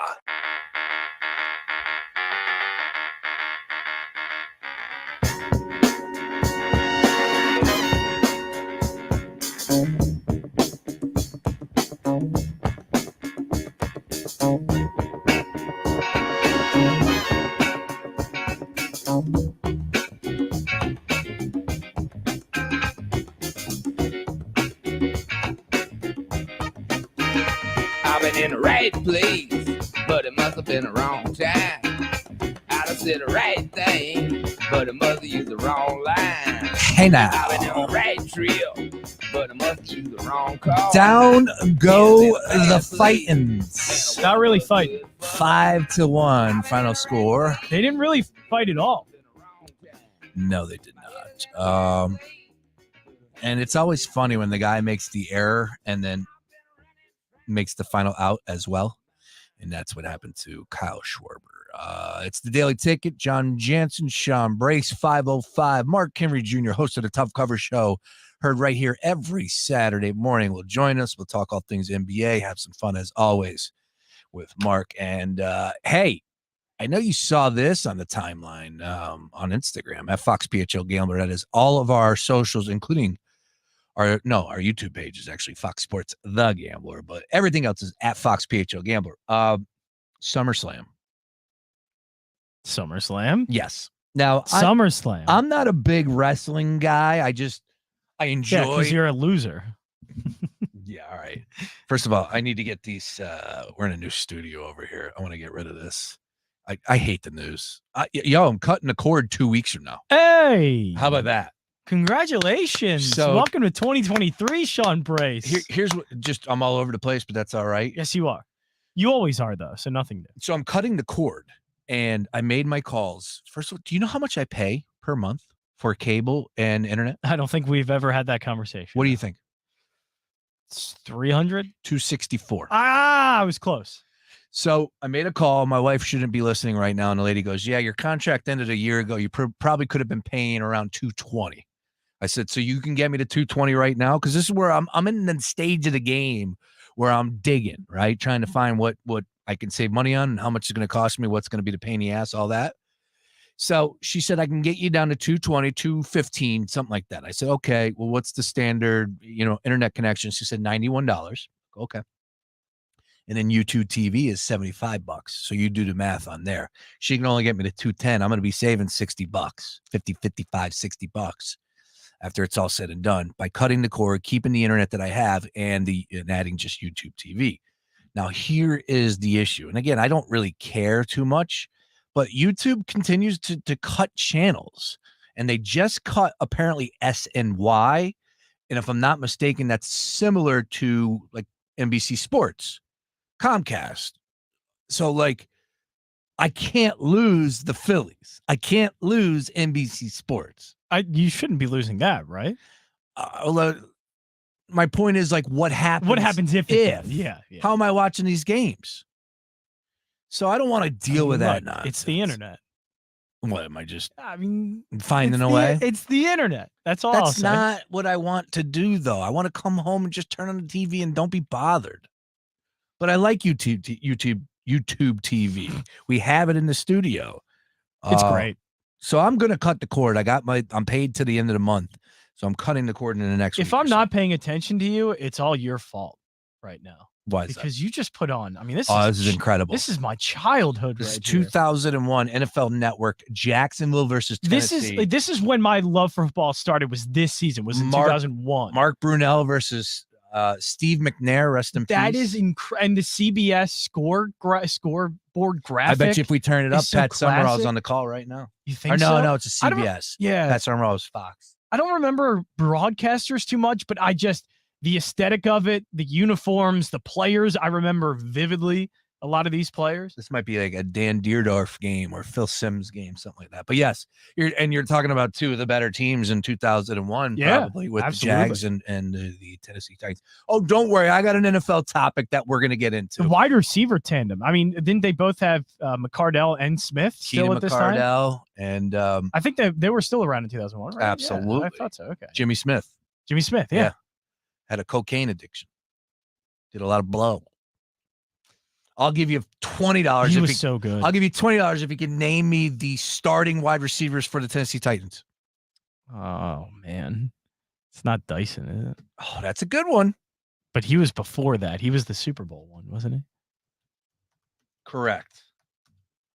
Eddie George was around there in this Well, time. That's not yeah, wide yeah, receiver. it's not, Wide receiver. it's not wide receiver.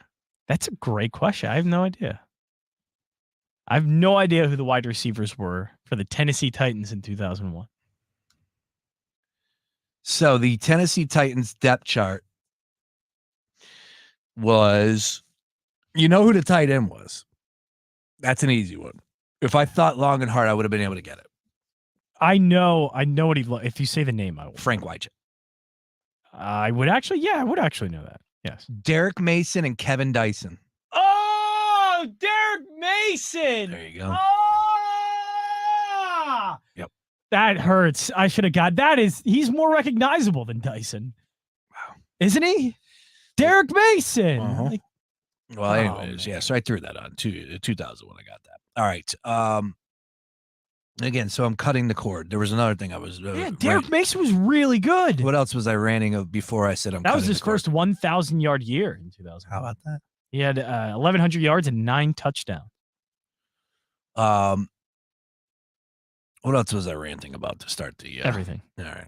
Have you mentioned your bulging disc yet? Yeah, you have. I opened the Okay, show. yeah. up Okay, with yeah. the cortisol. All right. Anyways, Just making sure everybody got an update. it's a big deal. It is. It is a big deal. I'm looking forward to Hopefully, we don't have to hear about it ever again. it. I'm told. You know what, man? Who knows? Who knows? All right. Well, yeah. Like I said, the biggest thing for me right now is that going down tomorrow, and I will not be. Well, actually, there will be an hour-long daily ticket tomorrow for a Feel Good Friday. All right. So let's continue down what we were discussing a little earlier, and we did have some breaking news as far as the NBA trades are going down, and Chris Paul apparently will be chasing a ring with the Golden State Warriors. Jordan Poole, come on down, heading to the Washington Wizards, and a lot of people are just questioning how the Wizards are able to do this. Just as far as, like, again, they're 100% clearly tanking, and a league that wants to be preemptive against it and not allow these teams to do that. The commissioner could step in, correct? Right? I mean, the commissioner can do whatever he wants. They vetoed Chris Paul one time. Why not do it again? You can't do that to Chris I don't think Paul you could do that again. to this Again. deal, at this deal. No. But the Porzingis deal, look at the Wizards, what they got in return. Yeah, but they did get Tyus Jones, though, right? He's a good player. Right. It's not like they got a bad player or anything. It's not like they unloaded everything and said, "You give us nothing." They got draft picks for, even though, come on, 2030 first round draft pick isn't, I guess, that much of an asset now. Yeah. But still, they got Jones and they got draft picks. Okay. We were talking. They seem like smart. I mean, they seem like smart moves. We were talking wrestling too, just so you know. That's You what were talking SummerSlam. Nick Picone hit me up and said, "You were talking wrestling, dude. Get back to wrestling."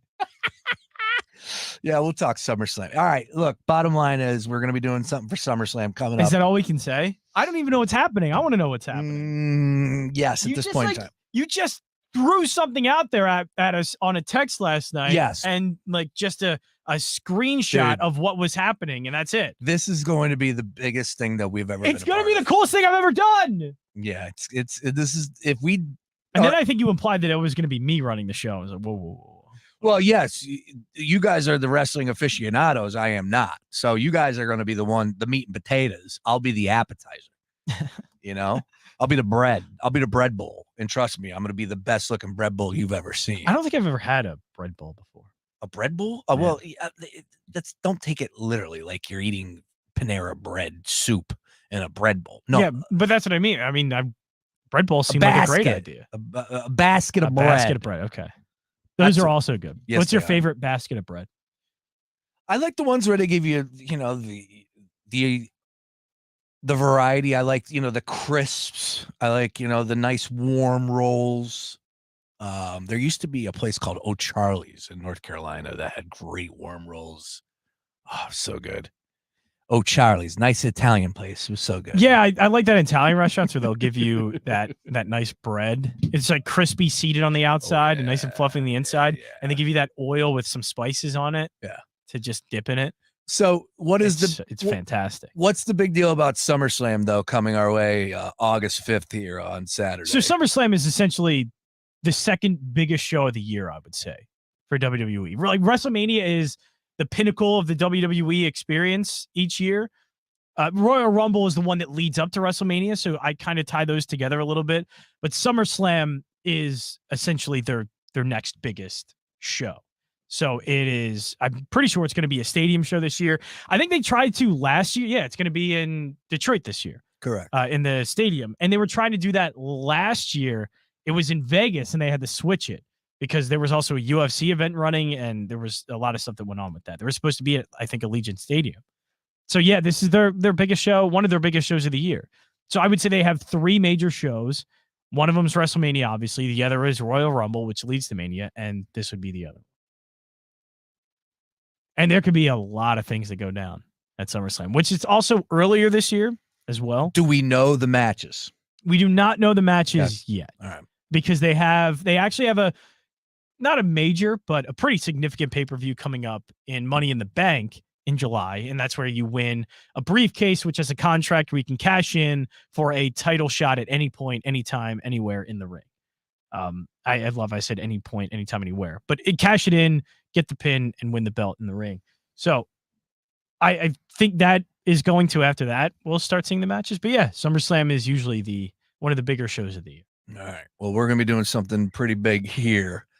And trust me, everyone's going to love this. This is going to be so awesome. Usually I have to work around my like a work schedule to make sure I can get my SummerSlam plans in. But this is working out very well. Well, anyways, we'll see what happens there. It's, bottom line is we got a great cast of characters that love we got the round wrestling. table. Yes, the round table.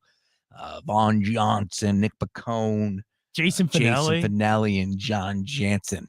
But Vaughn Johnson and Nick Pacone, Shooters Radio. Bang, bang. Bang, bang.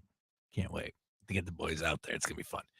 Again, we're still in the preliminary phase right now. We're booking venues. The card isn't set yet. Yeah, the card isn't set. There it is, Derek Mason, Michigan State 5th year. 5'10", 188. Whoa, that's small. All right, we got a lot to get to. Like I said, with the NBA draft coming tonight, the big one for everybody out there is Brandon Miller and Scoot Henderson. Nothing too crazy just yet. I'm assuming that there are a lot of conversations happening behind the scenes right now, and I really do believe that the Portland Trailblazers have approached Damian Lillard and said, "What do you want to do here, Dame?" And has this conversation not been had for the last 4 years, 4 off seasons about Damian Lillard? Like, I'm fine if he wants to stay up there in Portland, but if the team comes up to you and says, "Hey, we're going to get young, we're going to draft Scoot Henderson," and at the end of the day, aren't Dame and Scoot similar players, right? Both going to handle the rock. if you're Dame, don't you want out of there? ESPN asked a question yesterday on First Take, whatever it was. No, it was Get Up. What type of fit does Damian Lillard fit with the 76ers? And I know it's a pipe dream because the Sixers don't have any assets. What do you mean fit? But that's my point. Like, let me ask you, does Damian Lillard not fit with anybody? Right. Who would not need, because he's a ball handler. Like he's a guard who can create on his own, solid passer when he needs to be, good shooter on the perimeter. Like what team wouldn't want Damian Lillard's skill set? And what team would say no to that? Not many. Not anyone. Yeah. Every single team is looking for Dame Lillard. Yeah. In some way or fashion. The skill set of Dame Lillard, every team is looking for that player. So how would that player not be a fit on a team? If that player doesn't fit on your team, that means you have a bad team.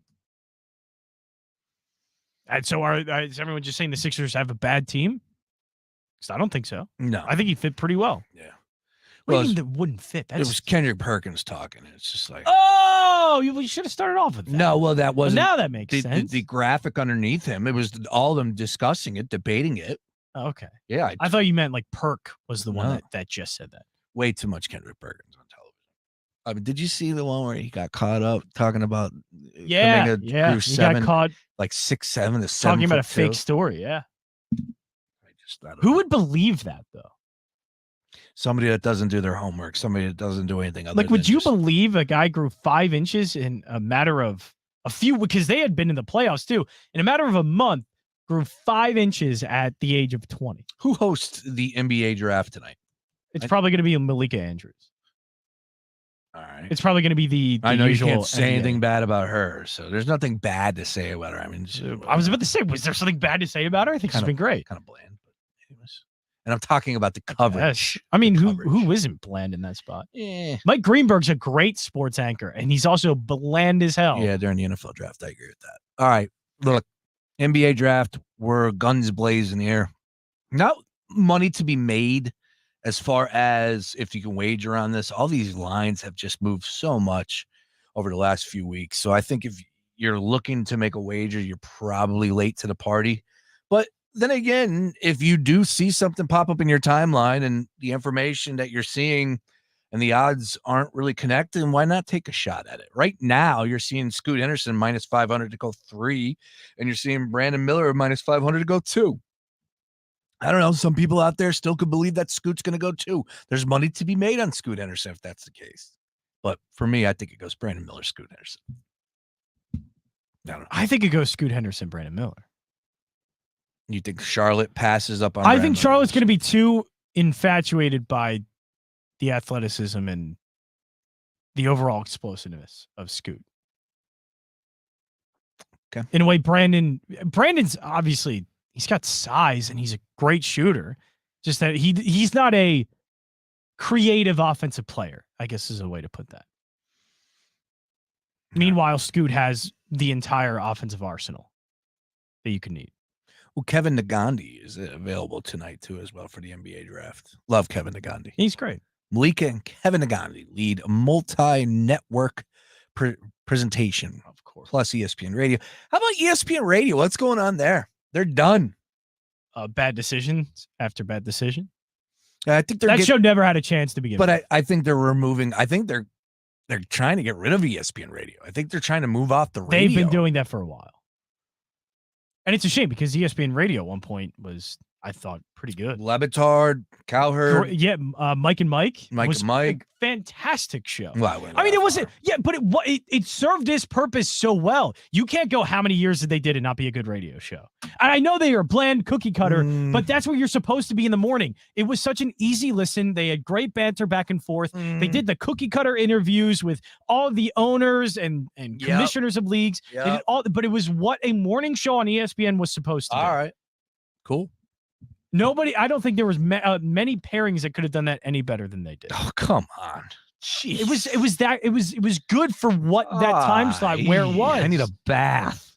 I know that sounds weird because I don't think Greenberg has any personality whatsoever. I was at a radio station that had Mike and Mike, and we had to listen to it. We had to be a part of it. We've done things. It was so big. Greeny was a nerd behind the scenes as much as in front of the camera. I know. Actually, Greeny wouldn't shake hands at anybody because he's like a germaphobe, and he didn't even show up. He's like Howie Mandel. We did this one event down at the Hard Rock, and Golick was the man meeting with everybody, and then Greeny, he weaseled in the back door, and he wouldn't shake anybody's hand. He was just kind of that was a great fade route by Derek Mason. I'm here. I'm Mike Greenberg. Oh, come on. You don't have to do that to Mike Greenberg. I don't like him. He's harmless. What a just harmless human being. Okay. And you gotta start mocking him. Golick does seem like the man, though. Yeah, he's a nice dude. Yeah. Again, good times over on ESPN Radio for many, many years, and it's just sad to see what's happening. And I don't know what the future holds for that, for that side of things. But radio is not going anywhere. So if they were trying to get rid of ESPN Radio and that's their move, that's the crazy thing is it's not going anywhere. They could easily put together great radio shows. See, I think there's a Joe Fortenbaugh and his co-host. I think that I listen to it every time. I thought McAfee was supposed to save ESPN Radio. Don't know. Is that what it is? So they're getting ready to make money for McAfee's big paycheck? The king of all media. All of a sudden, Pat McAfee is Howard Stern. Yeah. Well, ESPN Radio has never been the same without Will Cain. Oh, geez. There's a name. All right. Daily Ticket. I promise you, other side, we'll get into actually some conversation about some sports. How about this? We will mix in an NFL discussion on the other side. We got a lot to discuss. Coming up at 5:05, Mark Henry Jr. is going to join us, give us his thoughts on the NBA draft and whether or not we can find a play or two that we can cash in on this evening. Also, Phillies ended up losing 5-1, and people are losing their minds over Kyle Schwarber in left field. Is there any reason why Schwarber needs to be in the field at this point in time? We'll find out what Jansen has to say, because I believe Bryce Harper can play the field, right? Not yet. No? Still too soon? Yes. Okay, that's fair. That's fair. He's a freak. He's a freak. He came back, so now my mind's all blown. And I don't know if he has been cleared or not yet to throw, but I do think that is a separate deal. You can be cleared to play, but are you cleared to play in the field and throw? Yeah. Those are two different things. All right. Also, already, I don't think if he was ready, he would be out on the field. I think he enjoys the DH. We're talking about Bryce Harper, though. He enjoys doing everything. Yeah, you're right. He wants to be doing everything. Also, with the NBA draft comes outrageous suits. You are not going to believe who has the suit of the NBA draft, and I'm calling it right now at 4:15. I saw this. I think you were right. Wow. I'll tell you who that is, and he's going to surprise you. It's the Daily Ticket. Back after this.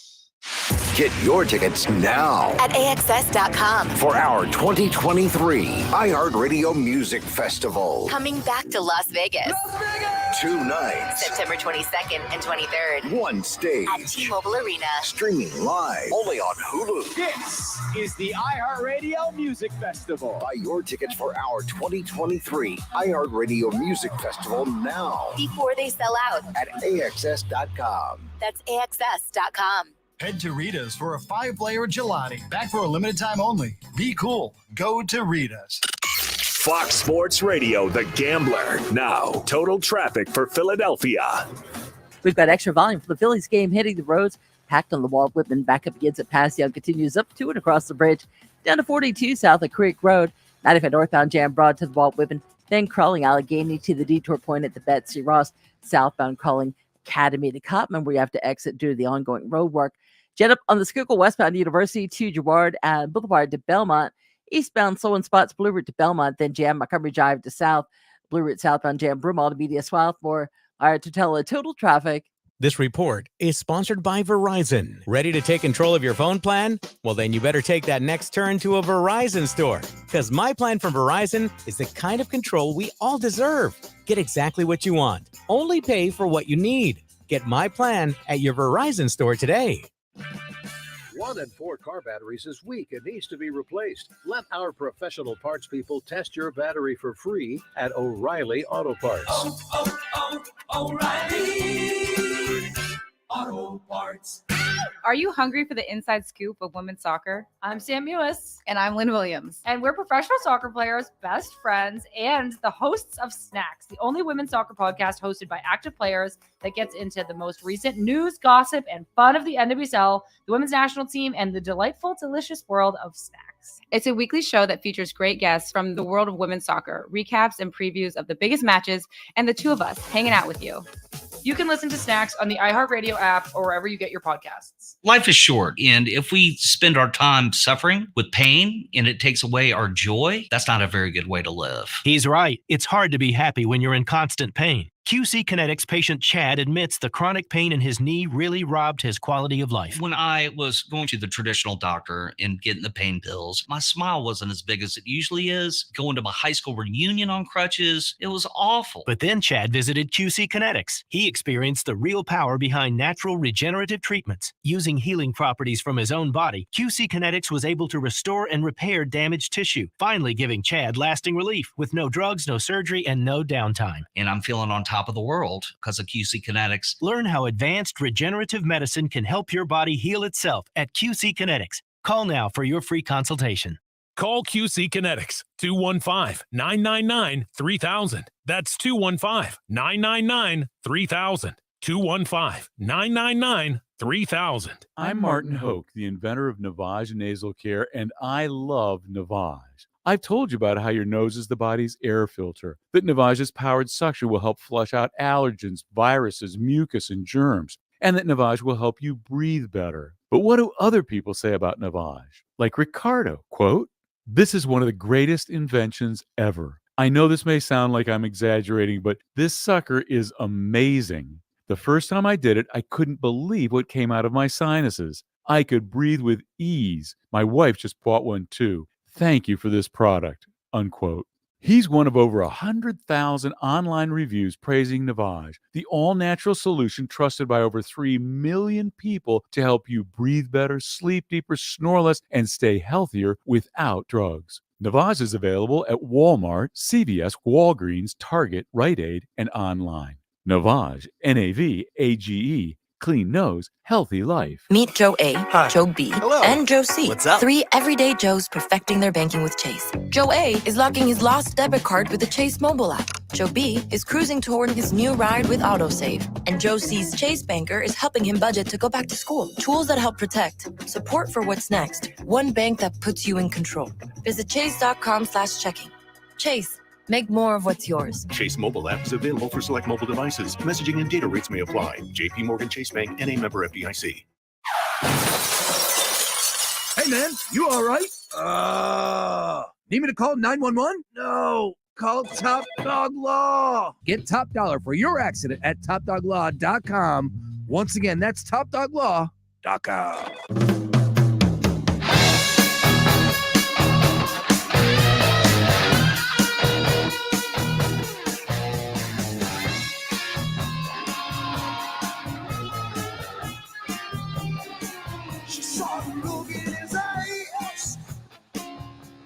She knew better.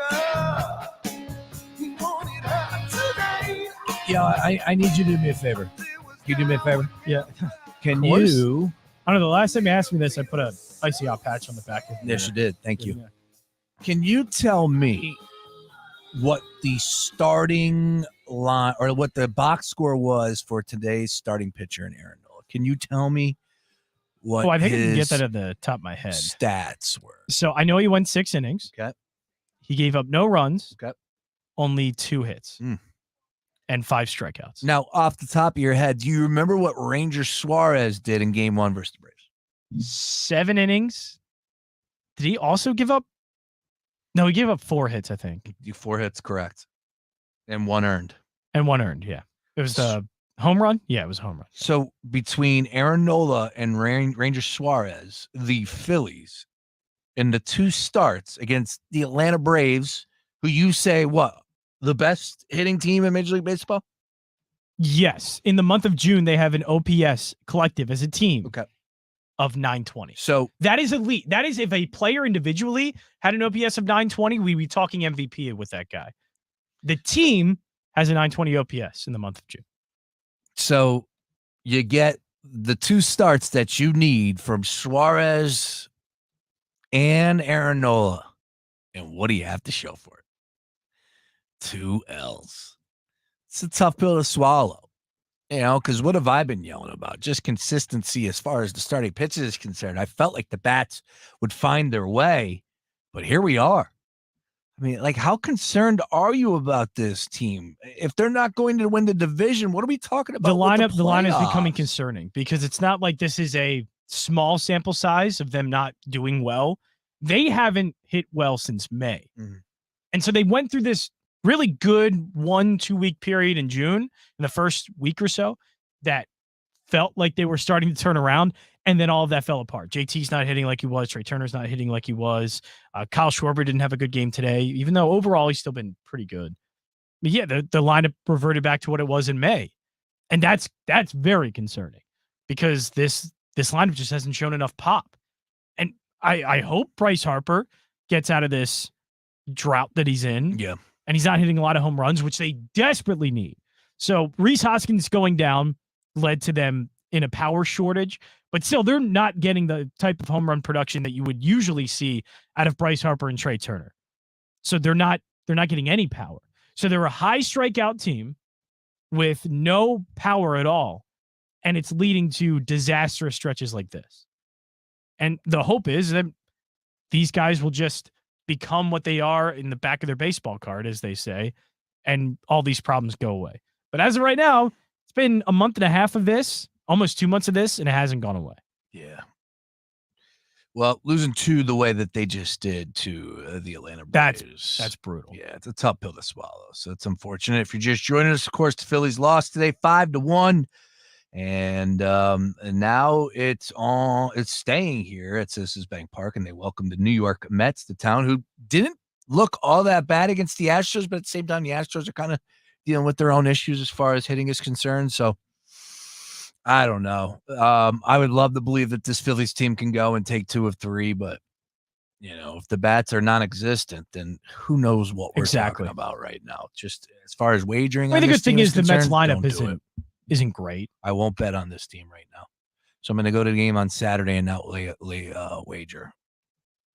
Not too many times I can tell you I went to a game, didn't place a bet on it. Really? How about that? Yeah. I mean, you could still place a bet for maybe a pitcher if you want to do strikeouts or there's always a way to bet a game. Yes, there is. You're right. Put that on a t-shirt. All right, NBA draft this evening. We actually should put that on a t-shirt. We did have a big time trade. I would like a 100% commission off of that one. Good luck selling them. Talk to Drew. Come on. He's printing up there. He's printing up there.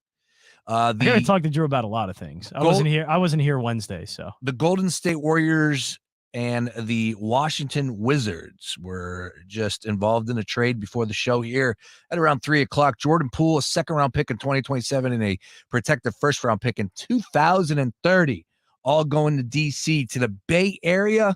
Chris Paul. I don't know. I just fully expect him to come off the bench. I don't think Chris Paul's going to be starting for the Golden State Warriors. Why would he not be starting? Who would start? He would have to start. Who's their starting 5 then? It would be Chris Paul, Steph Curry, Klay Thompson, Draymond. Yeah. Because who would you be putting on that? So Kuminga then? No, you're right. He's going to be starting for the Golden State Warriors. Has to start. Yeah. All right. Unless you think he's that cooked. I mean, you're just telling me how great of a player he was. Now you're putting him on the bench. No, that's not. Now you're saying he's cooked. He can't even start. Yeah, I did say. What is he, Kyle Lowry now? Give you a good 20 minutes off the bench? Honestly? No. He's better than that right now. Oh, Andrew Wiggins still there? Yes, Wiggins. Is he? So it would be Andrew Wiggins and then I guess Draymond. Yeah, and they still got to bring back Draymond, so we don't know what that looks like. But again, Chris Paul already had it on the depth really bad this year. Like he was okay. He wasn't Kyle Lowry terrible though. He was good. Not again. I think the two games against the Denver Nuggets. The Phoenix Suns won without him. I mean, he was 4th in the league in assists.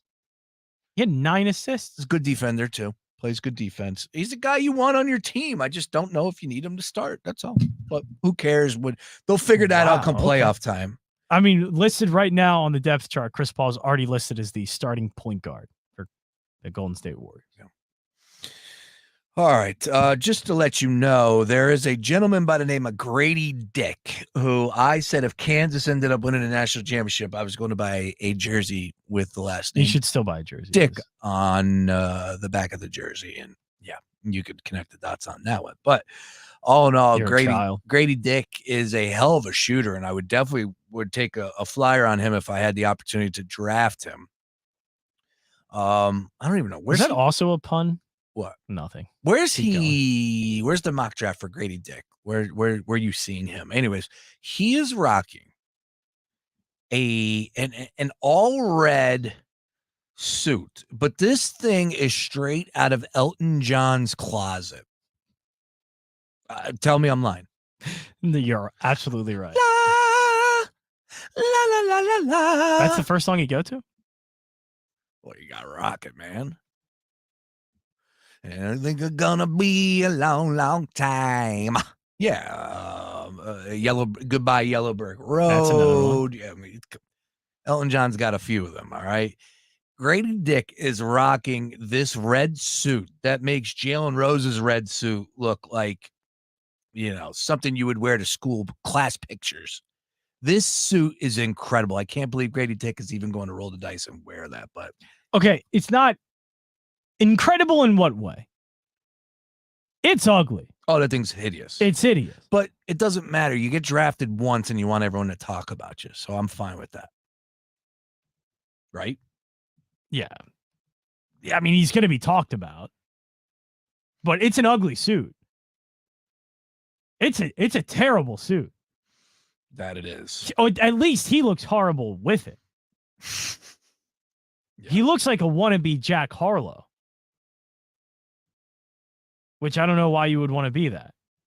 By the way, his movie predictably was it was a flop big time. Absolutely terrible. Anyways, Grady Dick, do you have the mock draft and where he's possibly? So right now, if you look at ESPN's best available, I don't know where he's being mocked, but his best available, he is a 10th. He is 10th on that list. Interesting. So a lottery player, lottery pick. He's a hell of a shooter, man, and nowhere near, I don't think, the similarity in game, but Grayson Allen was a guy that nobody wanted any part of. And I said, I'll tell you what, I would take Grayson Allen if he fell to me in the draft. Yeah, Grayson Allen has actually carved himself a pretty good NBA pretty role. Decent NBA player right now. Again, don't confuse it. Don't say, oh, he's a difference maker. No.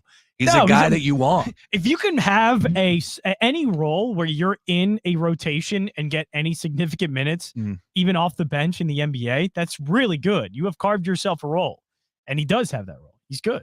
There are a couple players that have my attention in the second round, and not to go too deep because I'm not. Well, you're going deep because I'm not an NBA insider. Probably won't know any of these players. Well, yes, you do. Marcus Sasser from Houston. Okay, I know Marcus Sasser. Right.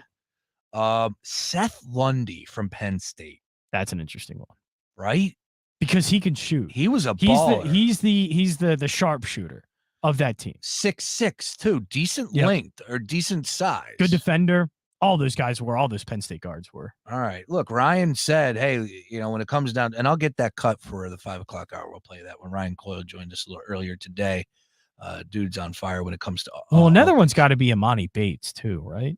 Because he was the projected lottery pick when he came out of high school. I'm pretty sure he's a 5-star recruit when he went to Memphis, and obviously off the court stuff, and he went to Eastern Michigan and became just irrelevant, even though I think he scored close to 50 points in a game. Yeah. There's some good names. Isaiah Wong in the second round. Remember Miami going on that run? Your boy Keontae Johnson. Sonogo from UConn. Jordan Miller also from Miami. Jalen Clark, UCLA. Second round. Yeah, he's a hell of a defender. I'd love to have him on my squad. All right. Look, maybe we should be a little bit more excited about a second round pick. You think Drew Timme should get drafted? That is a good question. No, that's not a good question. That was a joke. He's not going to get drafted. But we had conversations about that. What was the question? I don't know. You were probably wrong because you probably assumed that he was going to be an NBA player. No, I did not. Okay. No, I definitely did not. I did not. But I remember the debate, and I remember people like saying no. I remember I won the debate. All right. The NBA draft this evening. We shall see how this one By the way, plays. you can watch me win every debate over at Philly Debatable.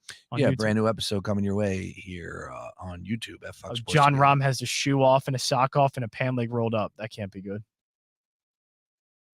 Usually when that happens, you're not in a good spot, right? You know who I do believe sometimes when there needs to be X's and O's, good basketball conversation. I do respect his opinion. I think he is definitely one of those hot takers out there, Doug Gottlieb. But from time to time, Doug does. He knows basketball. He definitely does. But he knows to say things and to tweak people, and he rips on LeBron and his kid. And it's ridiculous. Anyways. And he just waffles around when he gives takes sometimes. Friend of the program no here. I'm a friend of the program. Oh, that's right. You were on the Doug Gottlieb show. Chris Paul, he tweets, is a backup point guard. Warriors haven't had a backup point guard at his level since Sean Livingston.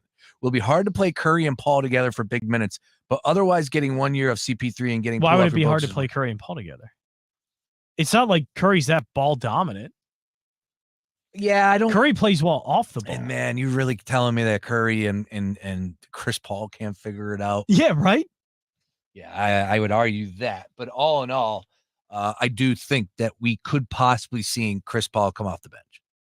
That's all. But a long way to go. All right, Daily Tigger with you here. And do you want to hear James Cameron's comments on the? That is obviously. Because of the movie Titanic. Oh, because of I would imagine he has the submarine that passed away. Yeah, the submarine imploded. Yeah. James Cameron, do we care what he has to say about this? Yeah, that's a legit question. I don't have to give the quote, but just care because ABC did a whole exclusive interview with him. Yeah, and look, he's been down there. I believe that. His only tie is he directed a movie on the Titanic. Yeah, I don't really. And has no other direct ties to the Titanic or the crew. So to answer your question, no, I really don't care what James Cameron had to say about the implosion of the submarine. You'd rather just watch his new movie, Avatar: Way of the Water, and move on. So good. It is so good. Good enough that you don't like one of the characters and you haven't finished it yet. It's fair. So good. It really is. It's so good, but it's so good for you that you haven't finished it. No. In two sittings now? Correct. Okay.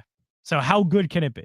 Oh, I watch if you were watching Avengers Endgame, because I don't know, what movie have you really liked? No. Infinity War. Departed. Okay, Departed, yeah. It was long. There are times that I'll make it through a movie. That is not one of them. And I didn't really feel bad about pausing and stopping and going to bed. All good. I remember what happened. They're blue. They went to a different island. They're hiding. I don't like Spider. They're fighting. How do you not like Spider? All right, couple quick ones real fast if you don't mind. Number one, we are watching the Travelers Championship here. And Keegan Bradley is your leader in the clubhouse after one. But there are still plenty of golfers still out right now, including McCarthy. I'm not familiar with McCarthy, though. He is 7 under through 11. Good grief. Lowry 6 under, Reeve 6 under, Scott 6 under. Scotty Scheffler, I think, was 6 under as well. So still plenty of golf to be played here. But if you have a leader after one, good luck to you. I had no pick there. I did think that Ricky Fowler would have another good outing here, and I thought Scotty Scheffler could very well win it all, and where he's at this point in time, absolutely could. The course looks gorgeous, though, man. I can't wait to get it back out there in golf. All right, so we got the Travelers, and then I wanted to slide this in, if you don't mind, because I feel like this is sliding in on our timelines here. But Rob Manfred, everybody's favorite commissioner in sports. God, he's the worst, such a weasel. On ESPN this morning, I saw this, and that apparently Rob Manfred, according to ESPN.com, said he regrets his handling of the Houston Astros sign stealing scandal, admitted in a recent interview that granting immunity to the players was, quote, maybe not my best decision ever, quote. MLB did not punish any Houston players after a league investigation confirmed the Astros had cheated by using a camera-based sign stealing system during the regular season of playoffs 2017-2018. AJ Hinch did get fired. The general manager did lose his job, but the players were basically got off scot-free, except for their reputations. Now, I happen to agree, and if you go back when everything that took place, we were live here on the Daily Ticket, and you'll hear my words. I said as such. Like, there's no way I'm granting immunity to any of those players. I'm sure I could connect the dots. I could figure it out without them helping me. And I just thought it was ridiculous that the guys who actually were the ones, breaking the rules here and just bringing in electronics, that's just the worst of it. Just straight up cheating. They needed to pay a penalty, and I don't care if they got fined. I believe they did get fined, had to pay a fine, but Alex Bregman.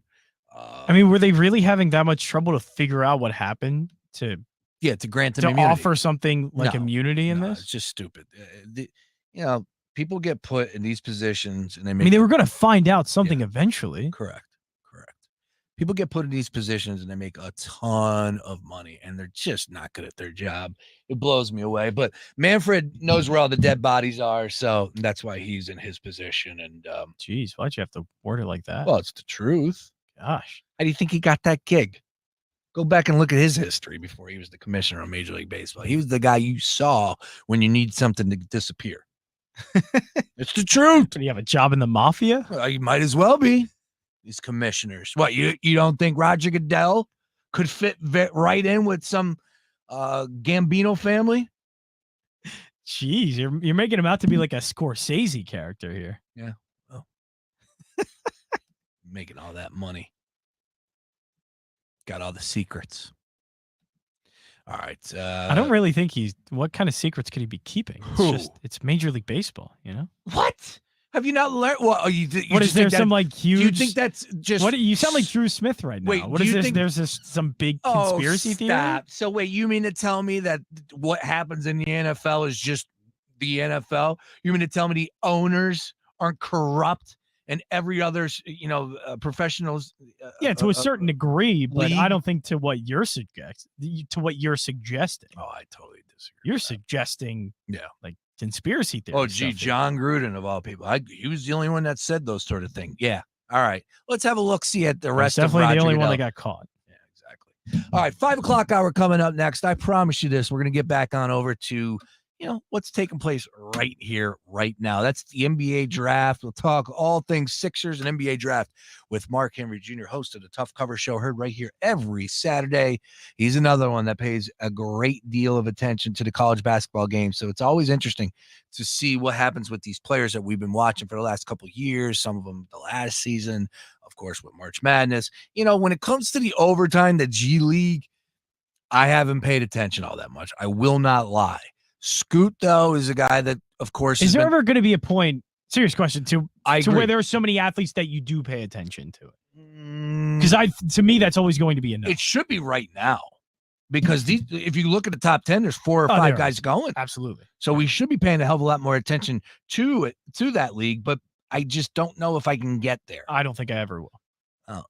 Is ESPN or is the league doing enough to showcase these guys, right? You see these games pop up from time to time, but you don't recognize the names of the teams, and you're like, what is this? Like Live Golf. Well, with NIL, is this going to be that much of an issue moving forward? Who knows?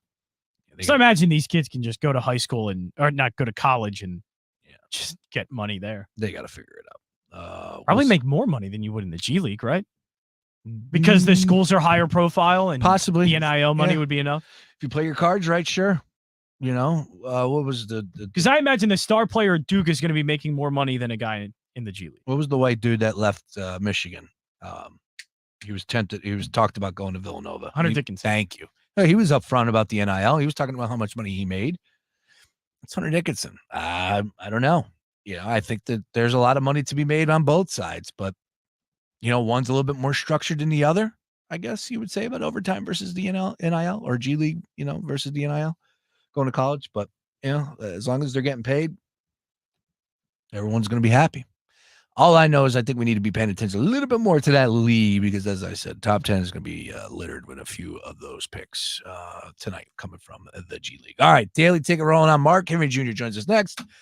Back after this. MSNBC is going to be live here all night. Today's news requires more facts. U.S. officials say that Russia approved the actions taken by Russian pilots. More analysis. Our gun violence epidemic is something no other wealthy country has. And more perspective. This is not just about women and pregnant people in Texas. This is about people across this country. The world's never been harder to understand. That's why it's never been more important to try. MSNBC. Understand more.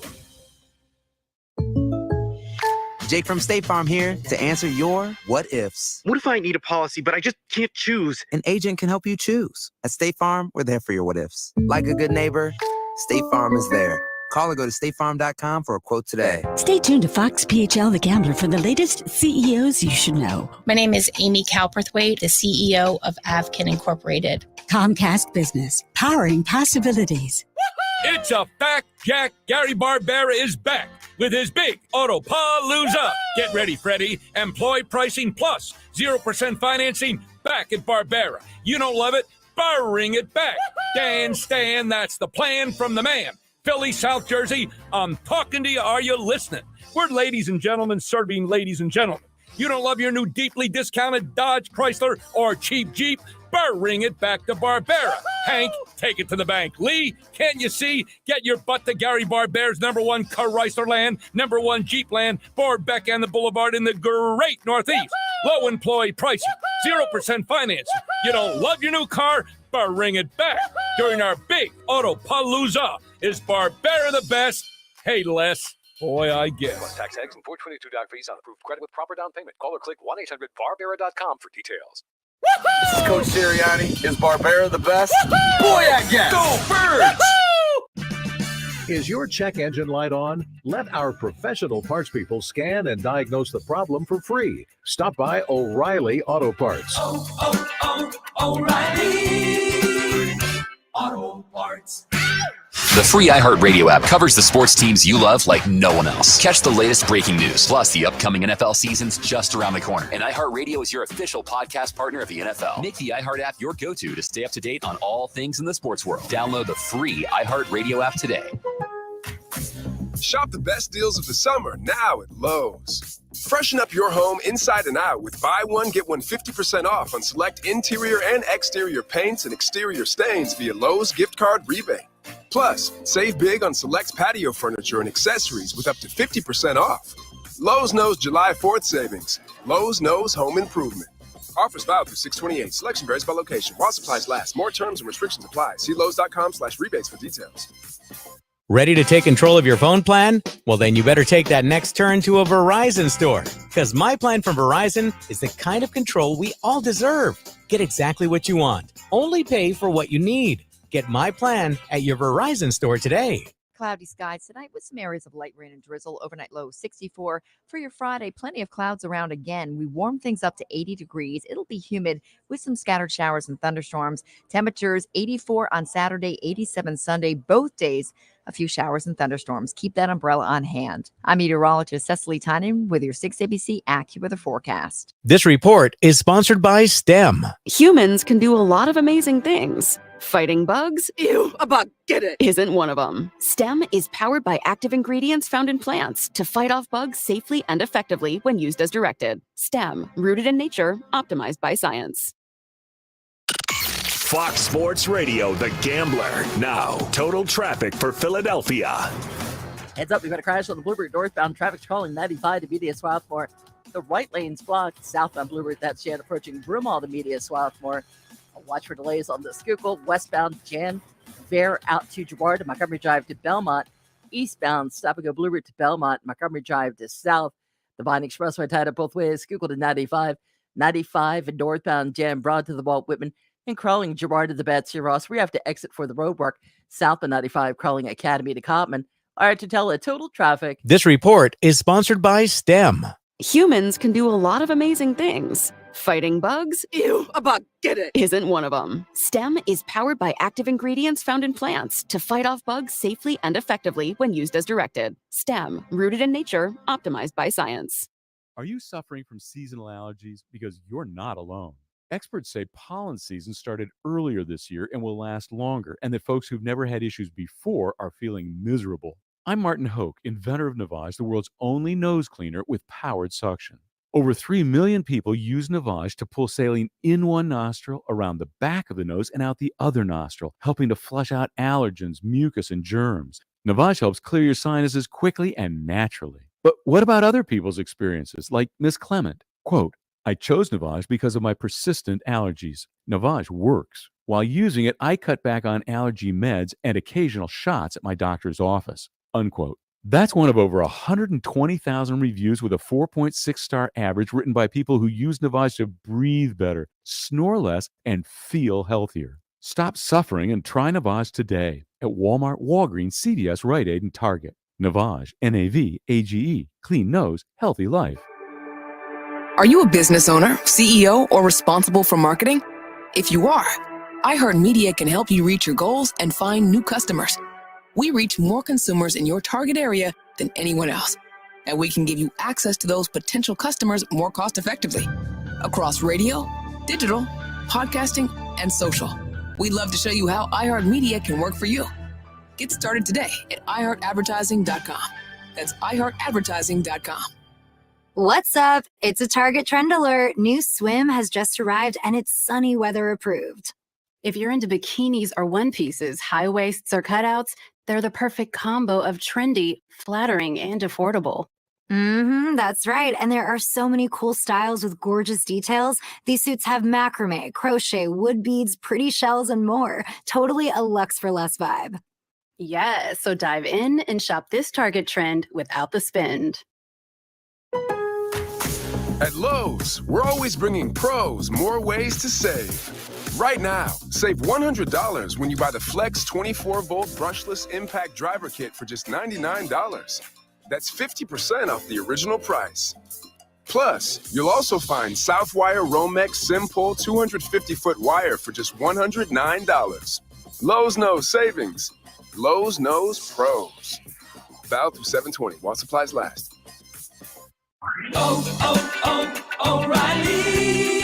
Did you know 1 in 4 car batteries is weak and needs to be replaced? O'Reilly Auto Parts will test your battery for free. If your battery needs to be replaced, our professional parts people can help you find the right Super Start battery for your vehicle and budget. Don't wait. Get your battery tested for free today at your local O'Reilly Auto Parts. O'Reilly Auto Parts. In a new series from the teams at Novel and iHeartRadio, this is the Fighty Pucks. We're going out on the ice with the most violent hockey team ever. That was guerrilla warfare at its highest. Were they heroes or villains? You decide. You and I are going to have a problem. Do you understand what I'm saying to you? Welcome to the jungle.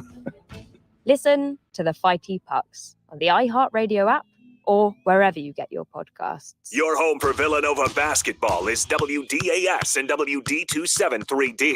Fox Sports Radio Philadelphia.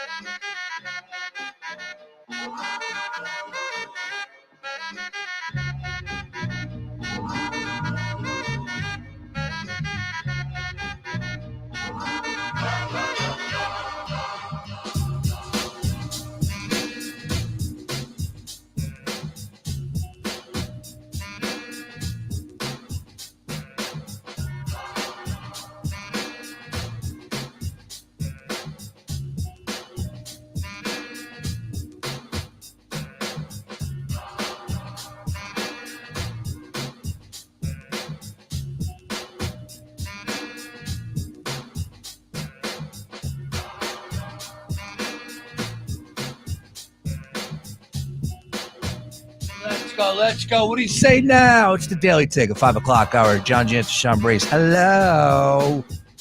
Get involved in the conversation at Fox PHL Gambler. Hey, folks, we're doing this new thing on YouTube. Fox Sports The Gambler. Subscribe. Like our post. Tell a friend. I don't give a damn. Just check us out there at Fox Sports. Whatever you want to do. Anyways, NBA draft going down this evening. Mark Henry Jr. will join us in about 2 minutes, actually, to break it down a little bit more. And as I look at the second round, again, the big item, the big news for Daryl Morey is I'm trying to get another second round pick. Rah. And I'm like, all right, a second round pick. Look, I don't want the number 1 overall pick because that just means we were a disaster. Of course, I would take it this year, but again, number 1 overall picks over the years haven't really translated to direct success. Let's just put it that way. Yeah, the Sixers know. Thanks, Markel Fultz. Thanks, Ben. Anyways, second round though, there are some good players, so I'm curious to know what Mark Henry Jr. will say. He's another guy that definitely notable players. Yeah, very notable. Hey, look, at the top of college basketball for years. If you tell me there's a guy from Eastern Washington that has your attention and it's in the second round, cool. I don't care. As long as the guy can play, let's go. And the Sixers can't mess around, and it's like Zaire Smith can't exist for this franchise anymore. Not point blank him, but you can't draft somebody and or when you do draft a good player, don't trade him. Well, it depends what you get in return.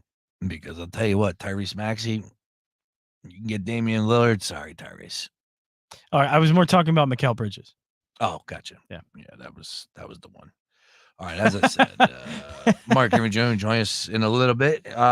Phillies, though, ended up losing 5-1. Another just tough loss to the Atlanta Braves. And, you hear the final score and you might say, well, what was so tough about that? Well, the fact is that Ranger Suarez in the game before this one goes, whatever it was, 6 innings pitched, gave up 1 earned. Aaron Nola gets on the mound today and has a great performance where he doesn't give up any earned runs or any runs in general.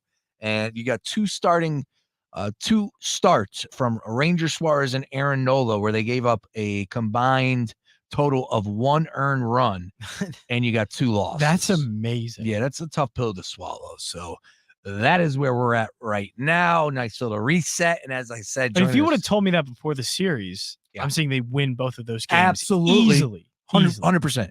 If you told me Ranger Suarez did what he did in that first game, I'm saying that the Phillies find a way to win that game. And then this one, and Aaron Nola, if Aaron Nola shuts him down, that's a stone cold dub for the Titans. But it's not how it played out. To join us right now on the Gambler Hotline to talk a little bit more about the Titans and NBA draft and Sixers. It's our good friend Mark Henry Jr., host of the Tough Cover Show, heard right here on the Gambler from 11 to 1 every Saturday morning. Good afternoon, Mark. How we doing today, sir?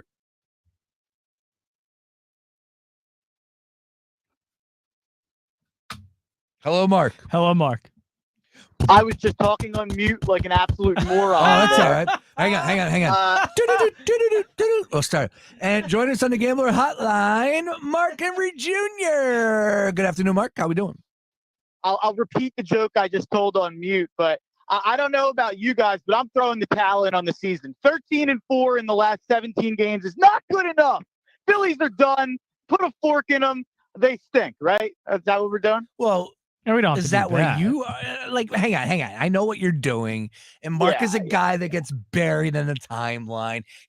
I did a show with Mark Henry Jr. a couple of weeks ago, and he started just rambling off these names. And I'm like, who the hell are these people? He's like, you don't know that guy? He's a great Sixers follow. I'm like, dude, what? I just had to unfollow a guy on Sixers Twitter. Who was it? Oh, don't hold back. If you're going to spit that out, who'd you unfollow? There's this, I don't know who it is. Yes, you do. It's Aiden Laporta, I think is the name. And it just became like very much.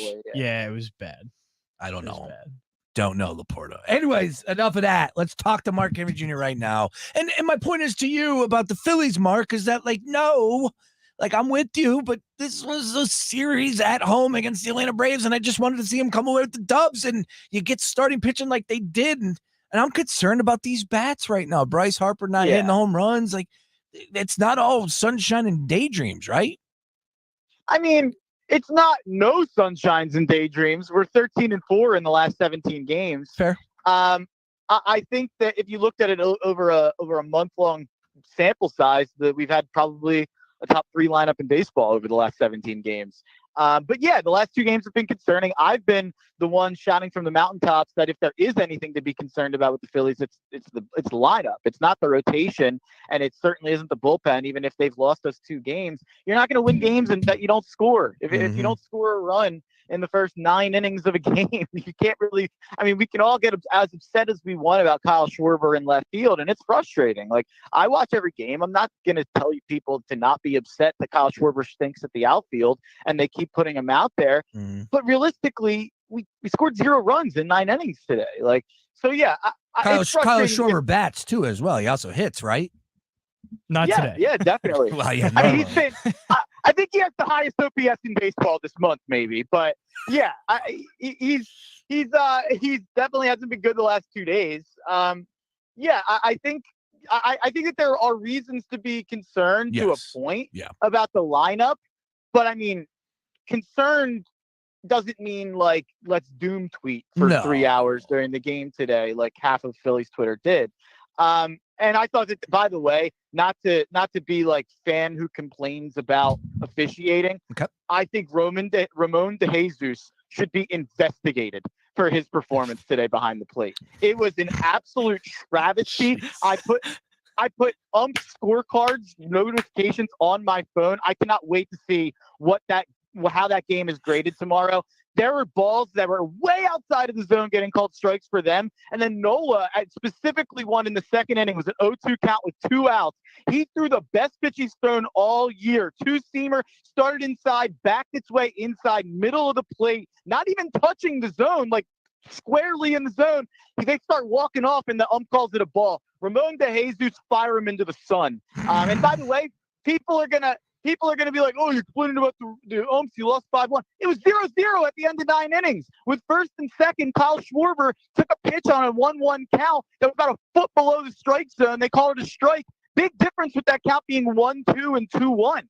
So I know that sounds nitpicky, but those are the things I can pick apart in a 0-0 game through 9 innings when the ump is atrocious on one end. And he's the same guy who threw out 3 Texas Rangers the other night. He's the guy who earlier this week, Brandon Drury looked like he wanted to assault and got suspended because of his actions against him. This guy can't see baseballs coming into the plate clearly. That's not good.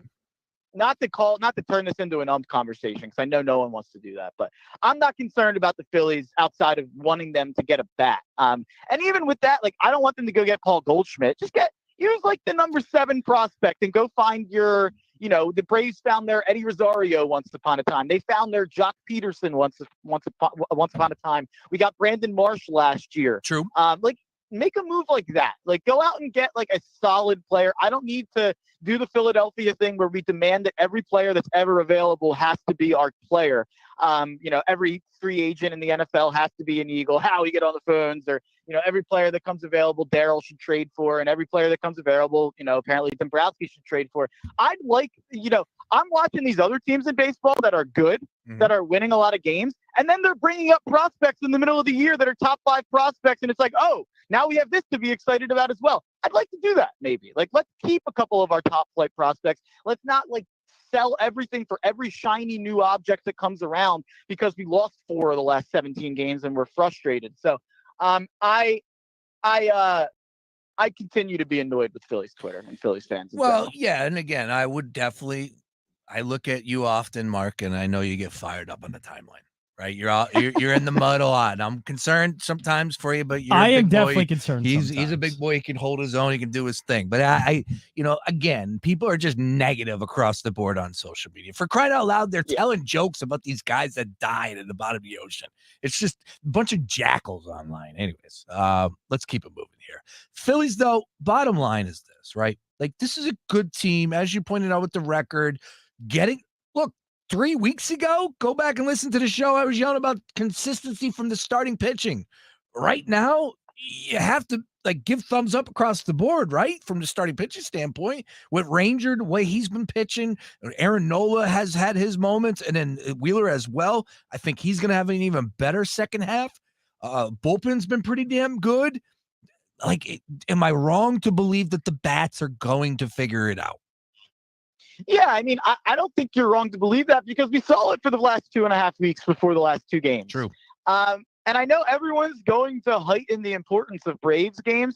To me, there's, playing the A's is more important than playing the Braves because you have to take care of bad teams. We went 16-3 against the Nationals last year. We went under 500 against the rest of the MLB. We were 71-72 outside of our Nationals games. You have to take care of business against bad teams. We were never catching the Braves in the division. Nope. So everyone's going to value these last two games. And John more Jansen than the tried to 15. tell me that we were going to win the division or the division was still up for grabs. And I was like, dude, no, it's not. Oh, come on. I kid. was not To me, it's not even about the Phillies. The Braves are the best team in baseball. Like, they are the best team in baseball. Tampa Bay Rays, I'd take them. Oh, whatever bet we want to make right now that the Braves go farther than the Rays, I'll make it, and I'll give you like 2-1 odds. Ooh. I might have went too far there. Yeah. I might have went too far there. I'll take that. No, I think the Rays. No, stand your ground because I think you're right. I think the Rays. Yeah, you made me think for a second. I think the Rays. It's their year this year. I'm ready to say they get back to a World Series, and I think they get over and eventually win it. But again, it's June. We're not going to go too crazy here. But 2-1, I might take you on that because we are talking about. Yeah, 2-1's crazy. Yeah. But I do think the Braves are definitely better than the Rays. That lineup is just. I think what Ronald Acuna is doing, Austin Riley, Ozzie Albies, like Eddie Rosario's been hot lately. I just think that lineup has so many like things going for it, and the rotation's had so many injuries and so many slow starts that it feels like once that gets going, they're just going to win 110 games. I think they're the World Series favorite over the Rays too, if I'm not mistaken. Wow. No respect. So the Rays have never done anything in their history. No, They've made one World Series, 2 World Series. They have. I guess they made 2 World Series. I erased that the Dodgers won. Plus 360 for the Braves, plus 475 for the Rays.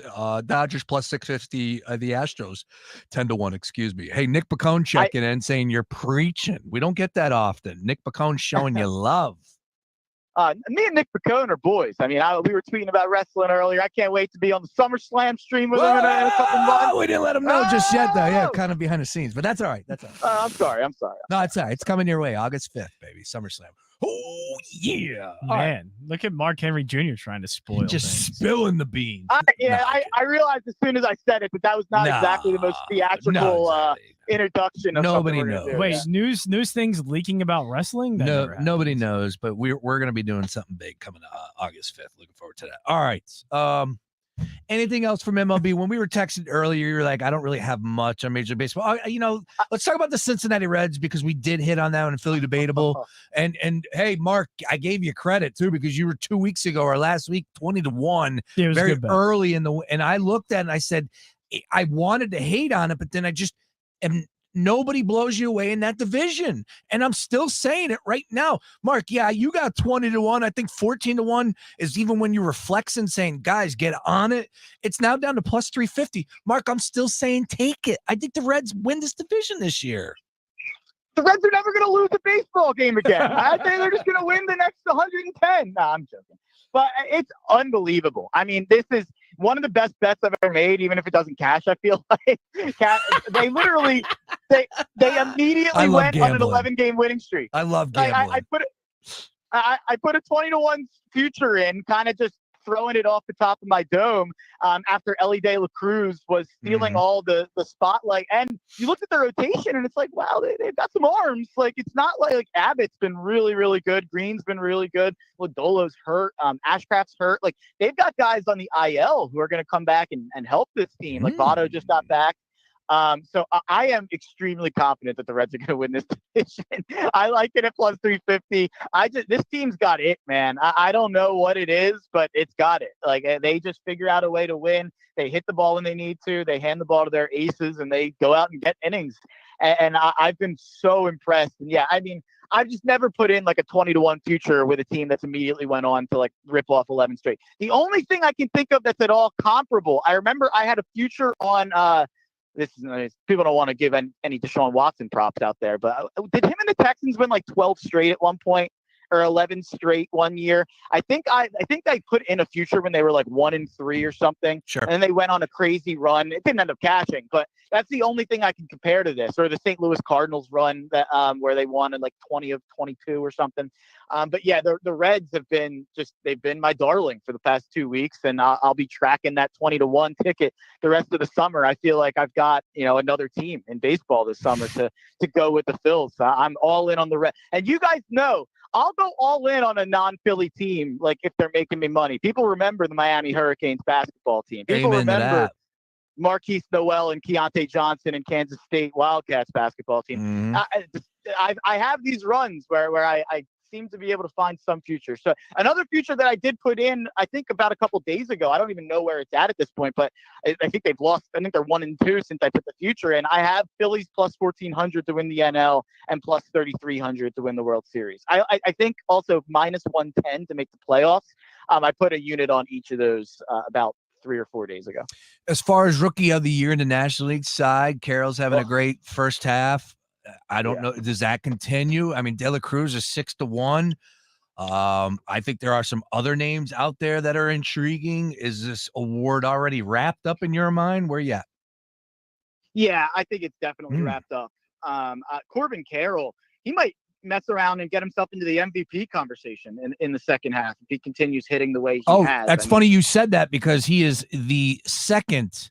He's second right now for MVP in the National League, plus 500. Yeah, he's not even going to be close to winning it. Because of Acuna? What if Acuna gets hurt? Doesn't matter. Yes, it does. Wow. It's June 22nd. Because Acuna is not going to get hurt. Okay, like he's never been hurt. What if Corbin Carroll gets hurt? Has he ever gotten hurt before? I'm bringing it up because Acuna got hurt. Because one injury? Acuna's going to be 2 years ago, to be fair, Acuna was the MVP favorite by a long shot and got hurt. So I do think it's reasonable to bring up, just because, if we're basically saying if he gets hurt or if something happens or if he goes in a massive slump, which he won't, who would be the next guy? I'm surprised to hear Corbin Carroll second in odds, but he probably has the second best case. When I was doing my All-Star ballot, I haven't finished it yet, but I was working on my All-Star ballot, tweeted out based on the numbers. And Corbin Carroll was by far my second outfielder next to Acuna in the NL. 962 OPS. Unreal. He's got 40 home runs so far through games, 72 games, and home runs, 16 home runs, hitting 298, having himself a hell of a season. And it's pretty funny. The next guy you'd name for MVP, I don't know if his odds are there. It's probably Juan Soto after like a month and a half where he looked terrible. He's been the best player in baseball besides Shohei Ohtani. He was for like 2 months now. He was my preseason, and I was wondering where the hell he was, and I started seeing his name about a week ago. So I'm like, all right, that's great. But no, Freddie Freeman. I was going to say, I would have Freddie Freeman ahead of him. Arai, too. Yeah, Arai's in there. That rounds out your top 5. Did you have Freddie? Imagine if Freddie Freeman was still on the Braves. No. I mean, Olsen's not that By the bad. way, No, he's not. No, not at all. But I mean, still, Freddie Freeman's been And MVP Mookie caliber Betts stuff. 25-1 as well. But go ahead, Mark. What were you going to say? yeah, the guy they replaced Freddie Freeman with has like a 900 OPS and Oh, he's good, 5 but- in home runs. Too. but again, no, Freddie Freddie's Freeman's better. Freddie Freeman's definitely better. MVP. Freddie's just a maniac. Yeah, he's awesome. But yeah, I mean, only the Braves we can pick apart their know, worst decision of the last decade, and it's like, oh, and Matt Olson's got 21 homers and a 900 OPS. Like, that's the worst thing they've done. Like, to sign him, it's pretty funny. They're just unreal. All right, let's move off of Major League Baseball. Let's talk about the NBA. We got a draft. Yeah, slop season. I texted Mark today. I said, I want to make sure that I'm right here. Is this, a Trill? Because he is the end all be all when it comes to slop season. The slop king. I just That's he's the somebody. Slop king, god. yeah. Slop The god. god. I didn't want to come up and start putting slop because I wasn't sure if slop was a free agency thing. But no, we're knee deep in slop right now. But here's the question I have. This trade just went down before the season or before this show here. Golden State lands Chris Paul, Jordan Poole to DC. And I'm just curious where you stand as far as the Warriors are concerned. How do you see it fitting out with Chris Paul? Is he coming off the bench for you? How does that play out in your mind? I hate it. I absolutely hate the move for Golden State. I guess we're saying that Jordan Poole's a negative asset.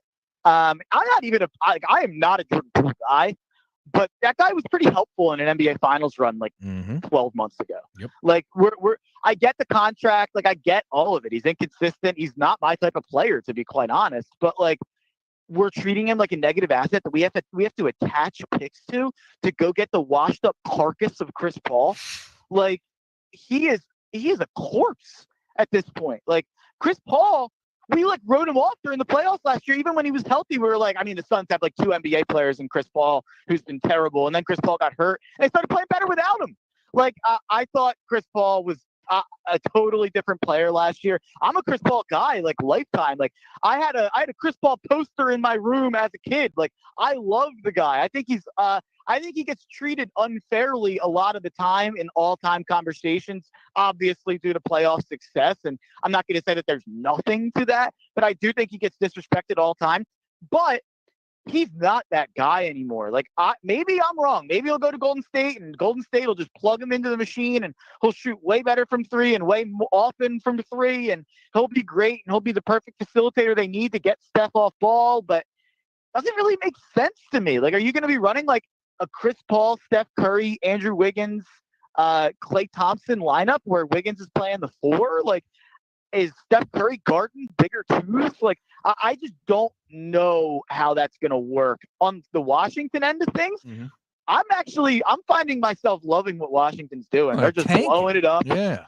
I love it. They probably should have done it a year ago. Yeah, I was going to say, for what though? That's my point. Like, I'm all about resetting and bringing in some new guys and new blood and just getting a new vibe as far as the franchise is concerned, especially from the Warriors' perspective or from the Wizards' perspective. But for what and how and like, what do you do from here? They got 4 pick swaps in the Beal deal. That was not reported very well. Like, the way that deal was broken, it seemed like it was one thing. Not that there was another deal last night that was one thing and it turned into another thing. But I think that 4 pick swaps for Beal, who was demanding where he was going pretty much, is a lot. So I actually think that they did a lot better on the Beal deal than people thought that they did. The Kristaps deal, Kristaps could have walked, so it's hard to criticize them on that. At least they got something for it. So it's hard to be too critical of that decision. And then this decision, Jordan Poole, I'm fine. If you're tanking, you're like, yeah, maybe this guy's just a stud. Like, maybe this guy will be a 24-point per game guy, and we'll just take the chance now while, like, money doesn't matter for them. Like, they're not saving up money for anything. Like, they're not going to be trying to compete for the next 2 or 3 years, I'm assuming. So, I mean, go get Jordan Poole. Maybe you can kind of make him your number 1 option. He can be a good tank commander where he can maybe get better and improve and kind of find things in it of himself where he can create for himself and create for others a little bit better than he has in Golden State while they win 15 games. Like, that can still be helpful to a developmental process for Poole, where since Poole's been in the NBA, he's pretty much been right in the thick of things on the team that's trying to compete for the title. So I like the upside swing for Washington. I don't see anything wrong with it. And I thought they were going to have to cut Chris Paul. So for them to go get Jordan Poole and assets on top of it, I absolutely hate it for Golden State. I absolutely love it for Washington. I mean, was it just a move for non-basketball reasons? Obviously because of the Draymond scuffle. That's what it feels like to me, at least. I totally agree. I said all offseason Jordan Poole would get traded, and I was saying that I thought that Poole for Tobias would have made some sense. If you were going to let Harden walk, it doesn't seem like that's the case. So Poole wouldn't have probably made sense here. But people scoffed at me. They're like, "Oh, they'll get so much more for Poole than Tobias Harris." I'd rather have Tobias Harris than Chris Paul, and I'm like the lowest person on Tobias Harris on the planet. I'd rather have Toby than Chris Paul. So it ended up being that they maybe should have considered deals like that. But I just can't imagine they couldn't have gotten a better package for Jordan Poole. But I agree with you. It's more for off-the-court purposes and for contract purposes than anything. All right, let's talk a little Sixers here. And I was ranting and raving to start the show. And look, I get it. You know, they don't have much to work with, but Daryl Morey's out there talking about a 2nd-round pick. And it's frustrating. Yeah, it's like, are you kidding me? This is what we have right now. But by no means do I want the number 1 overall pick. I love to have Wemby, don't get me wrong, but I understand that what comes with being up there, you're losing. This team was in contention. This team had a legit chance of winning the championship. It didn't happen. But now we got a 2nd-round pick tonight. But there's some pretty good players in the 2nd round, Mark. So please, if you had a 2nd-round pick, give me 2 or 3 guys that you would say, you know what, would fit with the Sixers, and you would love to see them if you could off the top of your head. Yeah, I'll definitely do that. And by the way, I'll do my draft sicko spiel to counteract the hate for the second rounders. And I understand, like, people don't like that headline. It's not a fun headline. Mm-hmm. That's how you win in the NBA. You find guys in the second round and you find guys on the fringes, and it's what this roster and what this organization hasn't done a good enough job for 10 years. Yeah, now. I think no, you're right, and I don't think I have confidence in them doing so. That's fair. I was about to say that is fair. You know, like, you're right. If they hit on those guys, heck yeah, that's how you build a roster. But I don't know. Again, Daryl Morey, am I being fair? Maybe not, but please keep going. Yeah. I will say, since Daryl's gotten here, we've done a lot better on the hits on the first and second rounders. Tyrese Maxey, they took it 21st overall. Isaiah Joe, they took in the second round. And a lot of Sixers fans are going to hear that don't watch the NBA and go, Isaiah Joe, he never even played. Well, guess what? He's probably like a top 100 player in the NBA on Oklahoma City, and Doc Rivers never gave him a shot in blank. So I think that and Paul Reed. Paul Reed's a great find for the second round. The backup 5 minutes. He's given us the best backup 5 minutes of Joel Embiid's career by far. So Paul Reed, I think, is a really good find. And I think on a lot of other teams, they'd be playing him a lot more often, and we'd be like, wow, what a find in the second round in Paul Reed. But whereas here, he's kind of a fun little story that we like to talk about. But Paul Reed's a good player, and you don't find a lot of Paul Reeds in the second round. But I mean, you look at the Heat. Like, the Heat found how many guys undrafted, how many guys in the second round. Like, the Bruce Brown came from that. The Nuggets were using him, and Christian Brown, all these different guys. But specifically for this year, if we're buying a pick, my high end guys, like Maxwell Lewis is a forward from Pepperdine, who I just think has all of the makings to be a guy who we look at and it's like, why the heck didn't this guy go in the lottery? Kind of like Jalen Williams from last year, what we saw him do for Oklahoma City after coming out of Santa Clara. Maxwell Lewis is 6'6", with a 7-foot wingspan, knocks down threes, shoots a ton of threes, gets to the paint. There's questions about his athleticism. I mean, he went to Pepperdine for a reason, but I do think that he is a player who will translate at the next level. Julian Strother is probably like my dream option. And people might know that name because he went to Gonzaga. He was a forward at Gonzaga, played there for a couple of years. Kind of just a 3-and-D guy.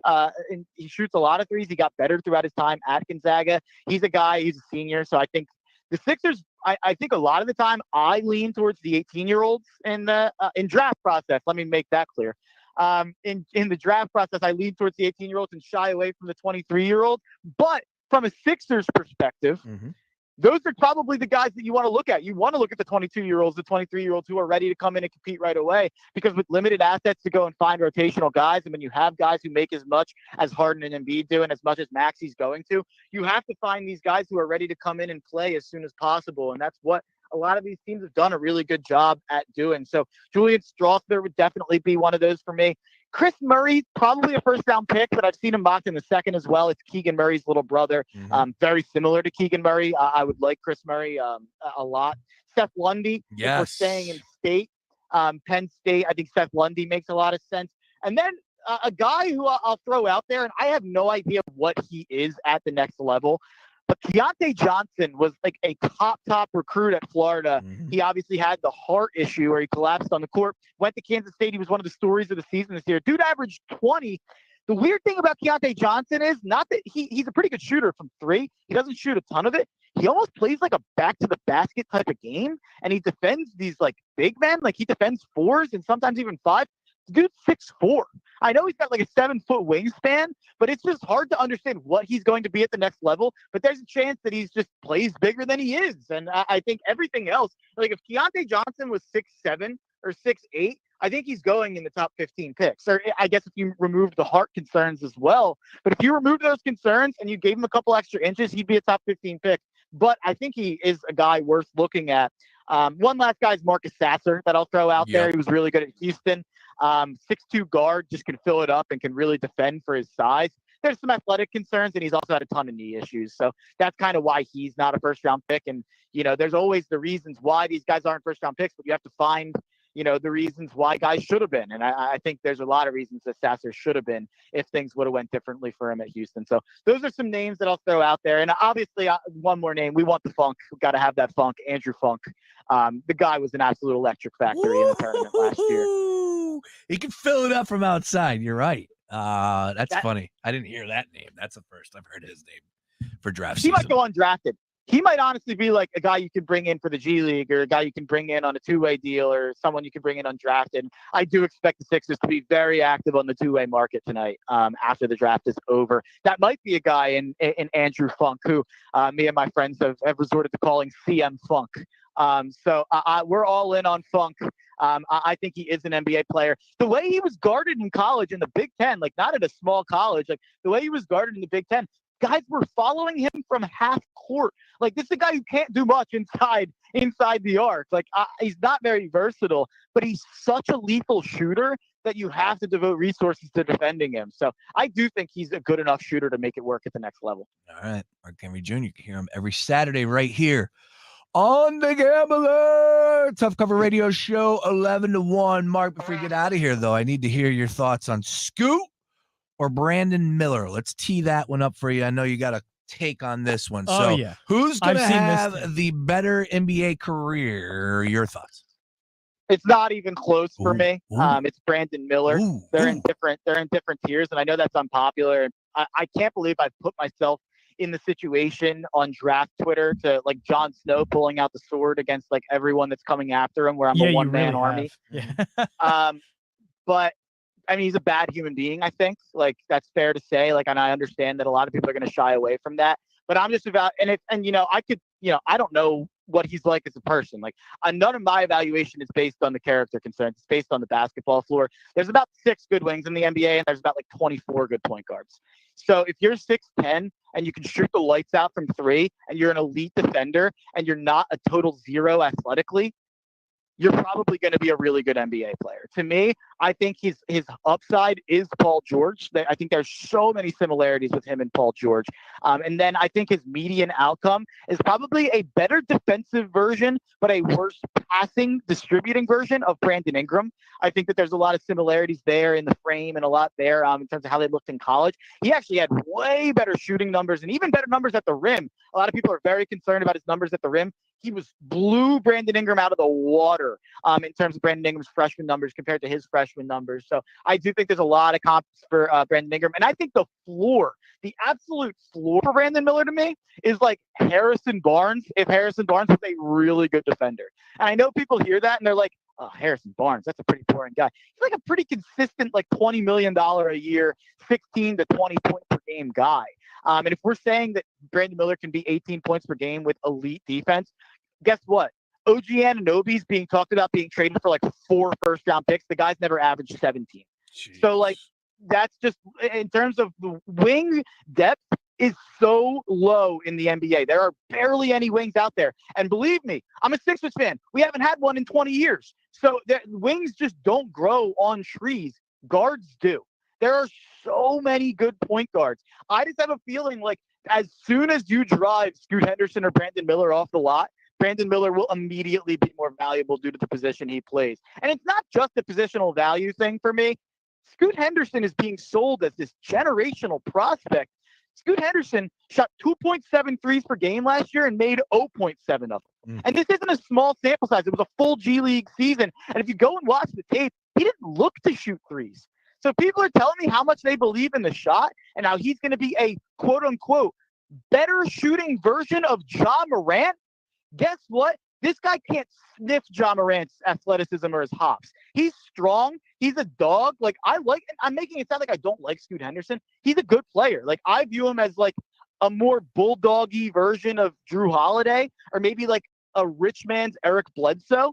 And people are going to hear that and think I'm being really low on him. But when I hear people saying like, oh, he's going to be better than Ja Morant, don't worry about it. He's going to be better than Ja Morant. Like, what are we talking about? Yeah. This guy's going to be better than Ja Morant. He's shown nothing. And I get like the draft nerds, and I'm a draft nerd, so I can use that term lovingly. But we want to act like the G League is a way better product. He's playing against way harder competition. That's fine and all. He was like, in terms of the guys that are going to get drafted in the first round in the G League, he probably had the worst stats of all of them. And he looked to shoot the three the least of all of them. And I still think you get to see a lot more about a guy when he goes to the college game than the G League game.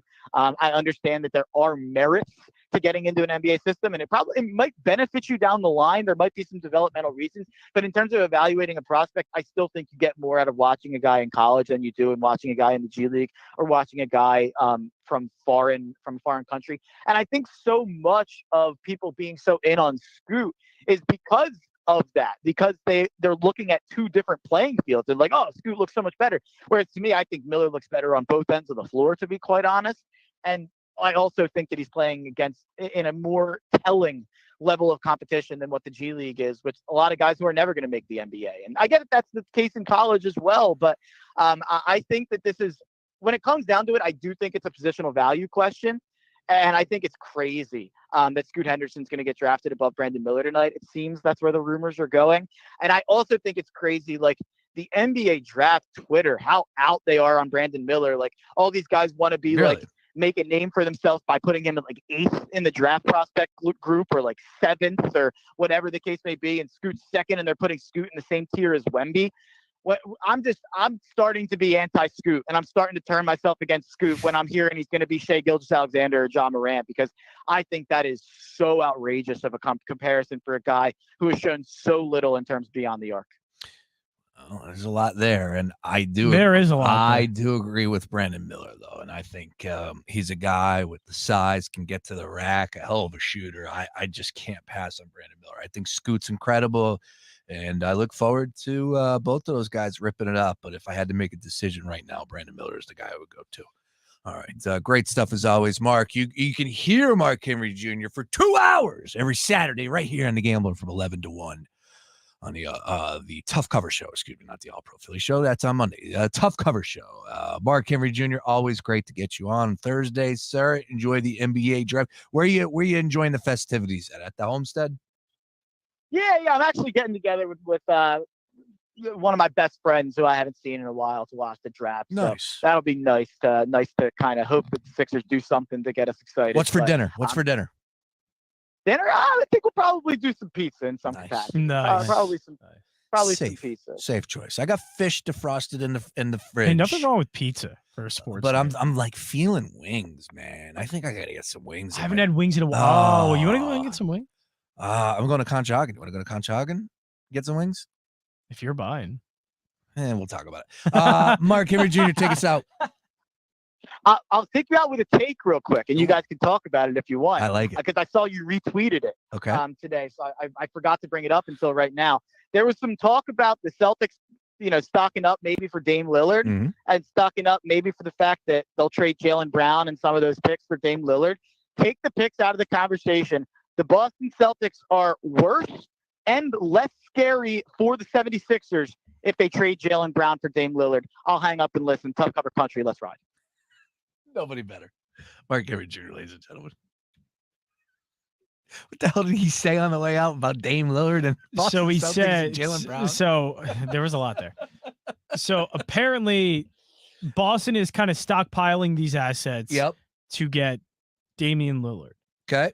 And Mark says outside of what else would be added into that, whatever that trade would be, that the Celtics would be worse if you traded essentially Jaylen Brown for Damian Lillard. Huh. I don't know if I agree with that.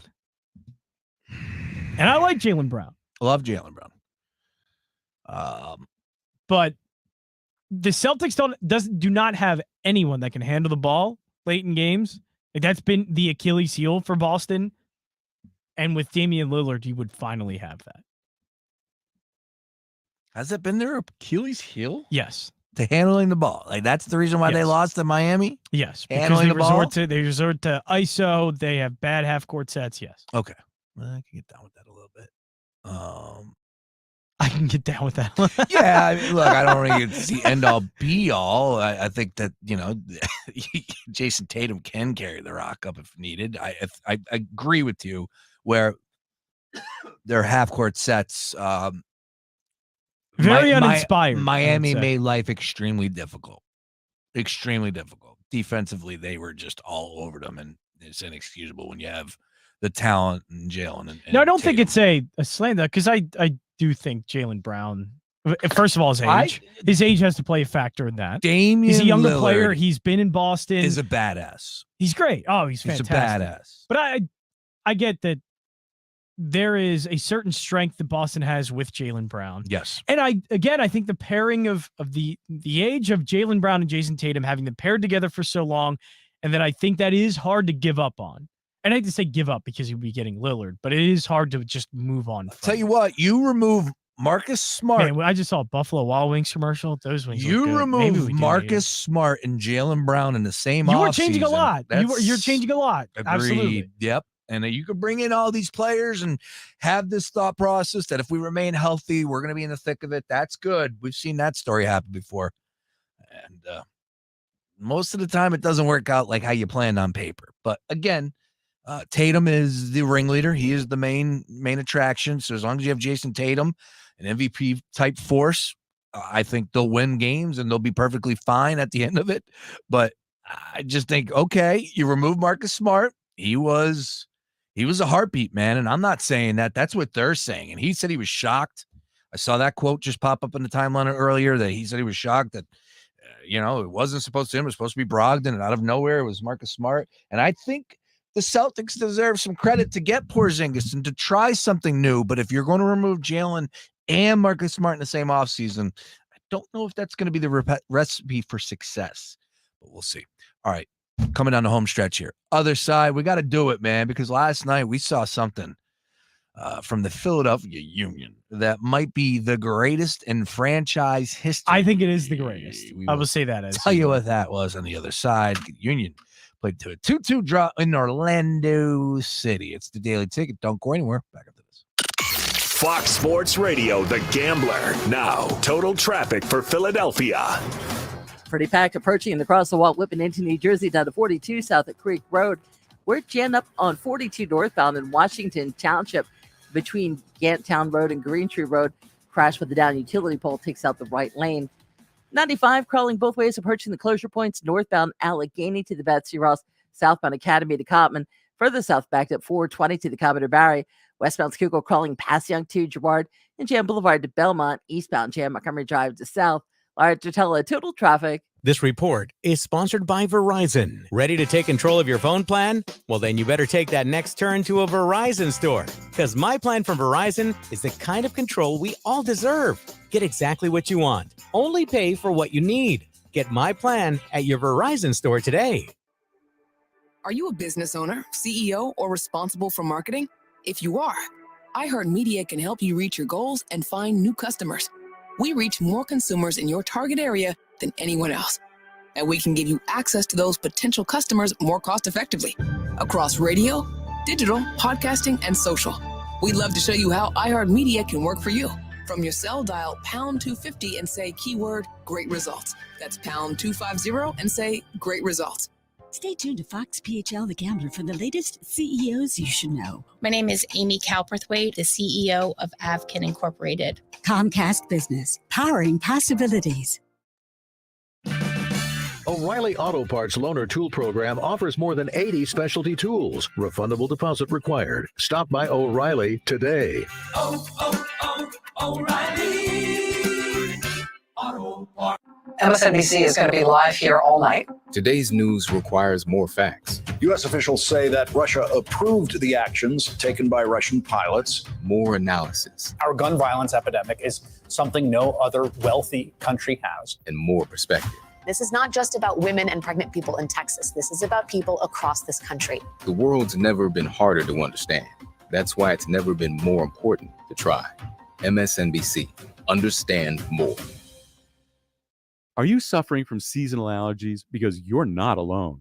Experts say pollen season started earlier this year and will last longer, and that folks who've never had issues before are feeling miserable. I'm Martin Hoke, inventor of Navage, the world's only nose cleaner with powered suction.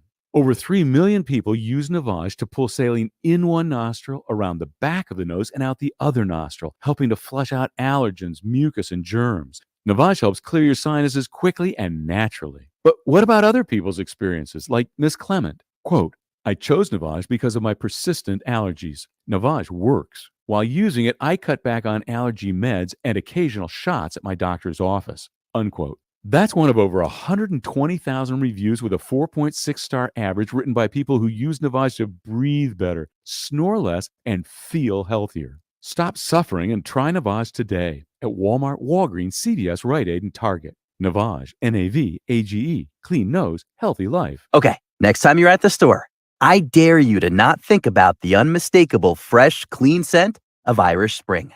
Yeah, you heard me. I want you to resist picturing a shower filled with those sensational Irish Spring suds. And if you succeed, well, you got what my gramps used to call resolutitude. Not a real word, but let's be honest, you're probably going to end up leaving with Irish Spring because of its irresistible scent and because you have zero resolutitude. Pick up Irish Spring today. Hey, man, you all right? Need me to call 911? No. Call Top Dog Law. Get top dollar for your accident at topdoglaw.com. Once again, that's topdoglaw.com. Only iHeartRadio gives you access to all of your favorite radio stations. Rover's Morning Glory. It's the Woody Show. It's Elliot in the morning. All of the once-in-a-lifetime events. iHeartRadio Music Festival. All of the best free curated playlists. It's everything that rocks. All of the great podcasts for every interest. This is Freddie Prinze Jr. from the Wrestling with Freddie podcast. All of the mind-blowing contests. $20,000. Awesome. All of your favorite superstars. This is Dave Grohl from the Foo Fighters. Best of all, it doesn't cost a thing. Download the absolutely free iHeartRadio app now.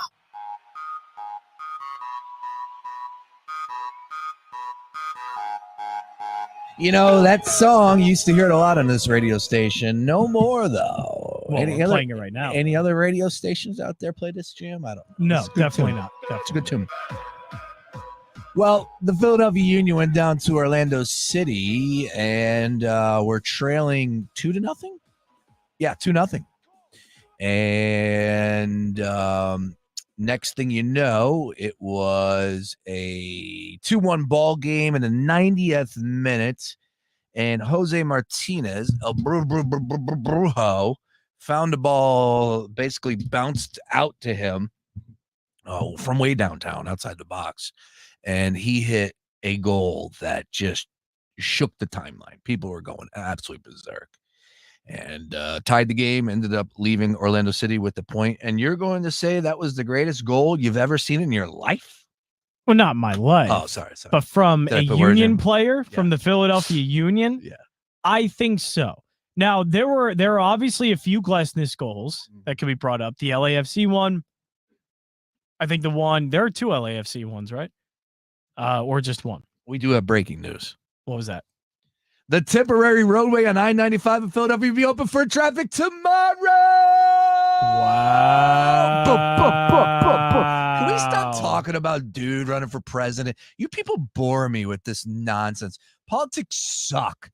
It sucks. You're just finding that out? Well, why do people want to talk about this? Like, he's running for 20. How about he's just doing his job? How about he's just doing his job to the best of his ability? Yeah, but does it have to be connected to something? But that's out of the norm, though. He lives here. He takes that road. Like, it's not out of the norm if you have to deal with this. Yeah. He's literally right up the road. But he did it somewhat competently. He's a competent individual. Who was the attorney general? It bothers me. And then people want to talk about 2024. I don't know. Biden could be dead by then, dude. Trump could be locked up. Like, I don't care. Stop talking about this stuff. Live in the moment. Damn it. I think the Martinez goal is definitely better.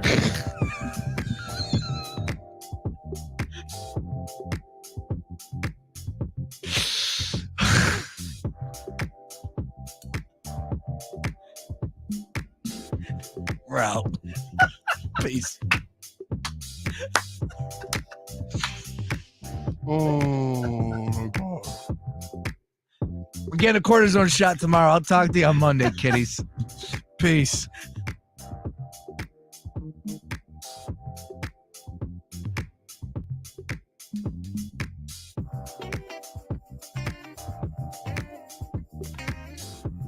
From tee to green, the best place to get in on all the action happening on the links is DraftKings Sportsbook. This week, new customers will receive an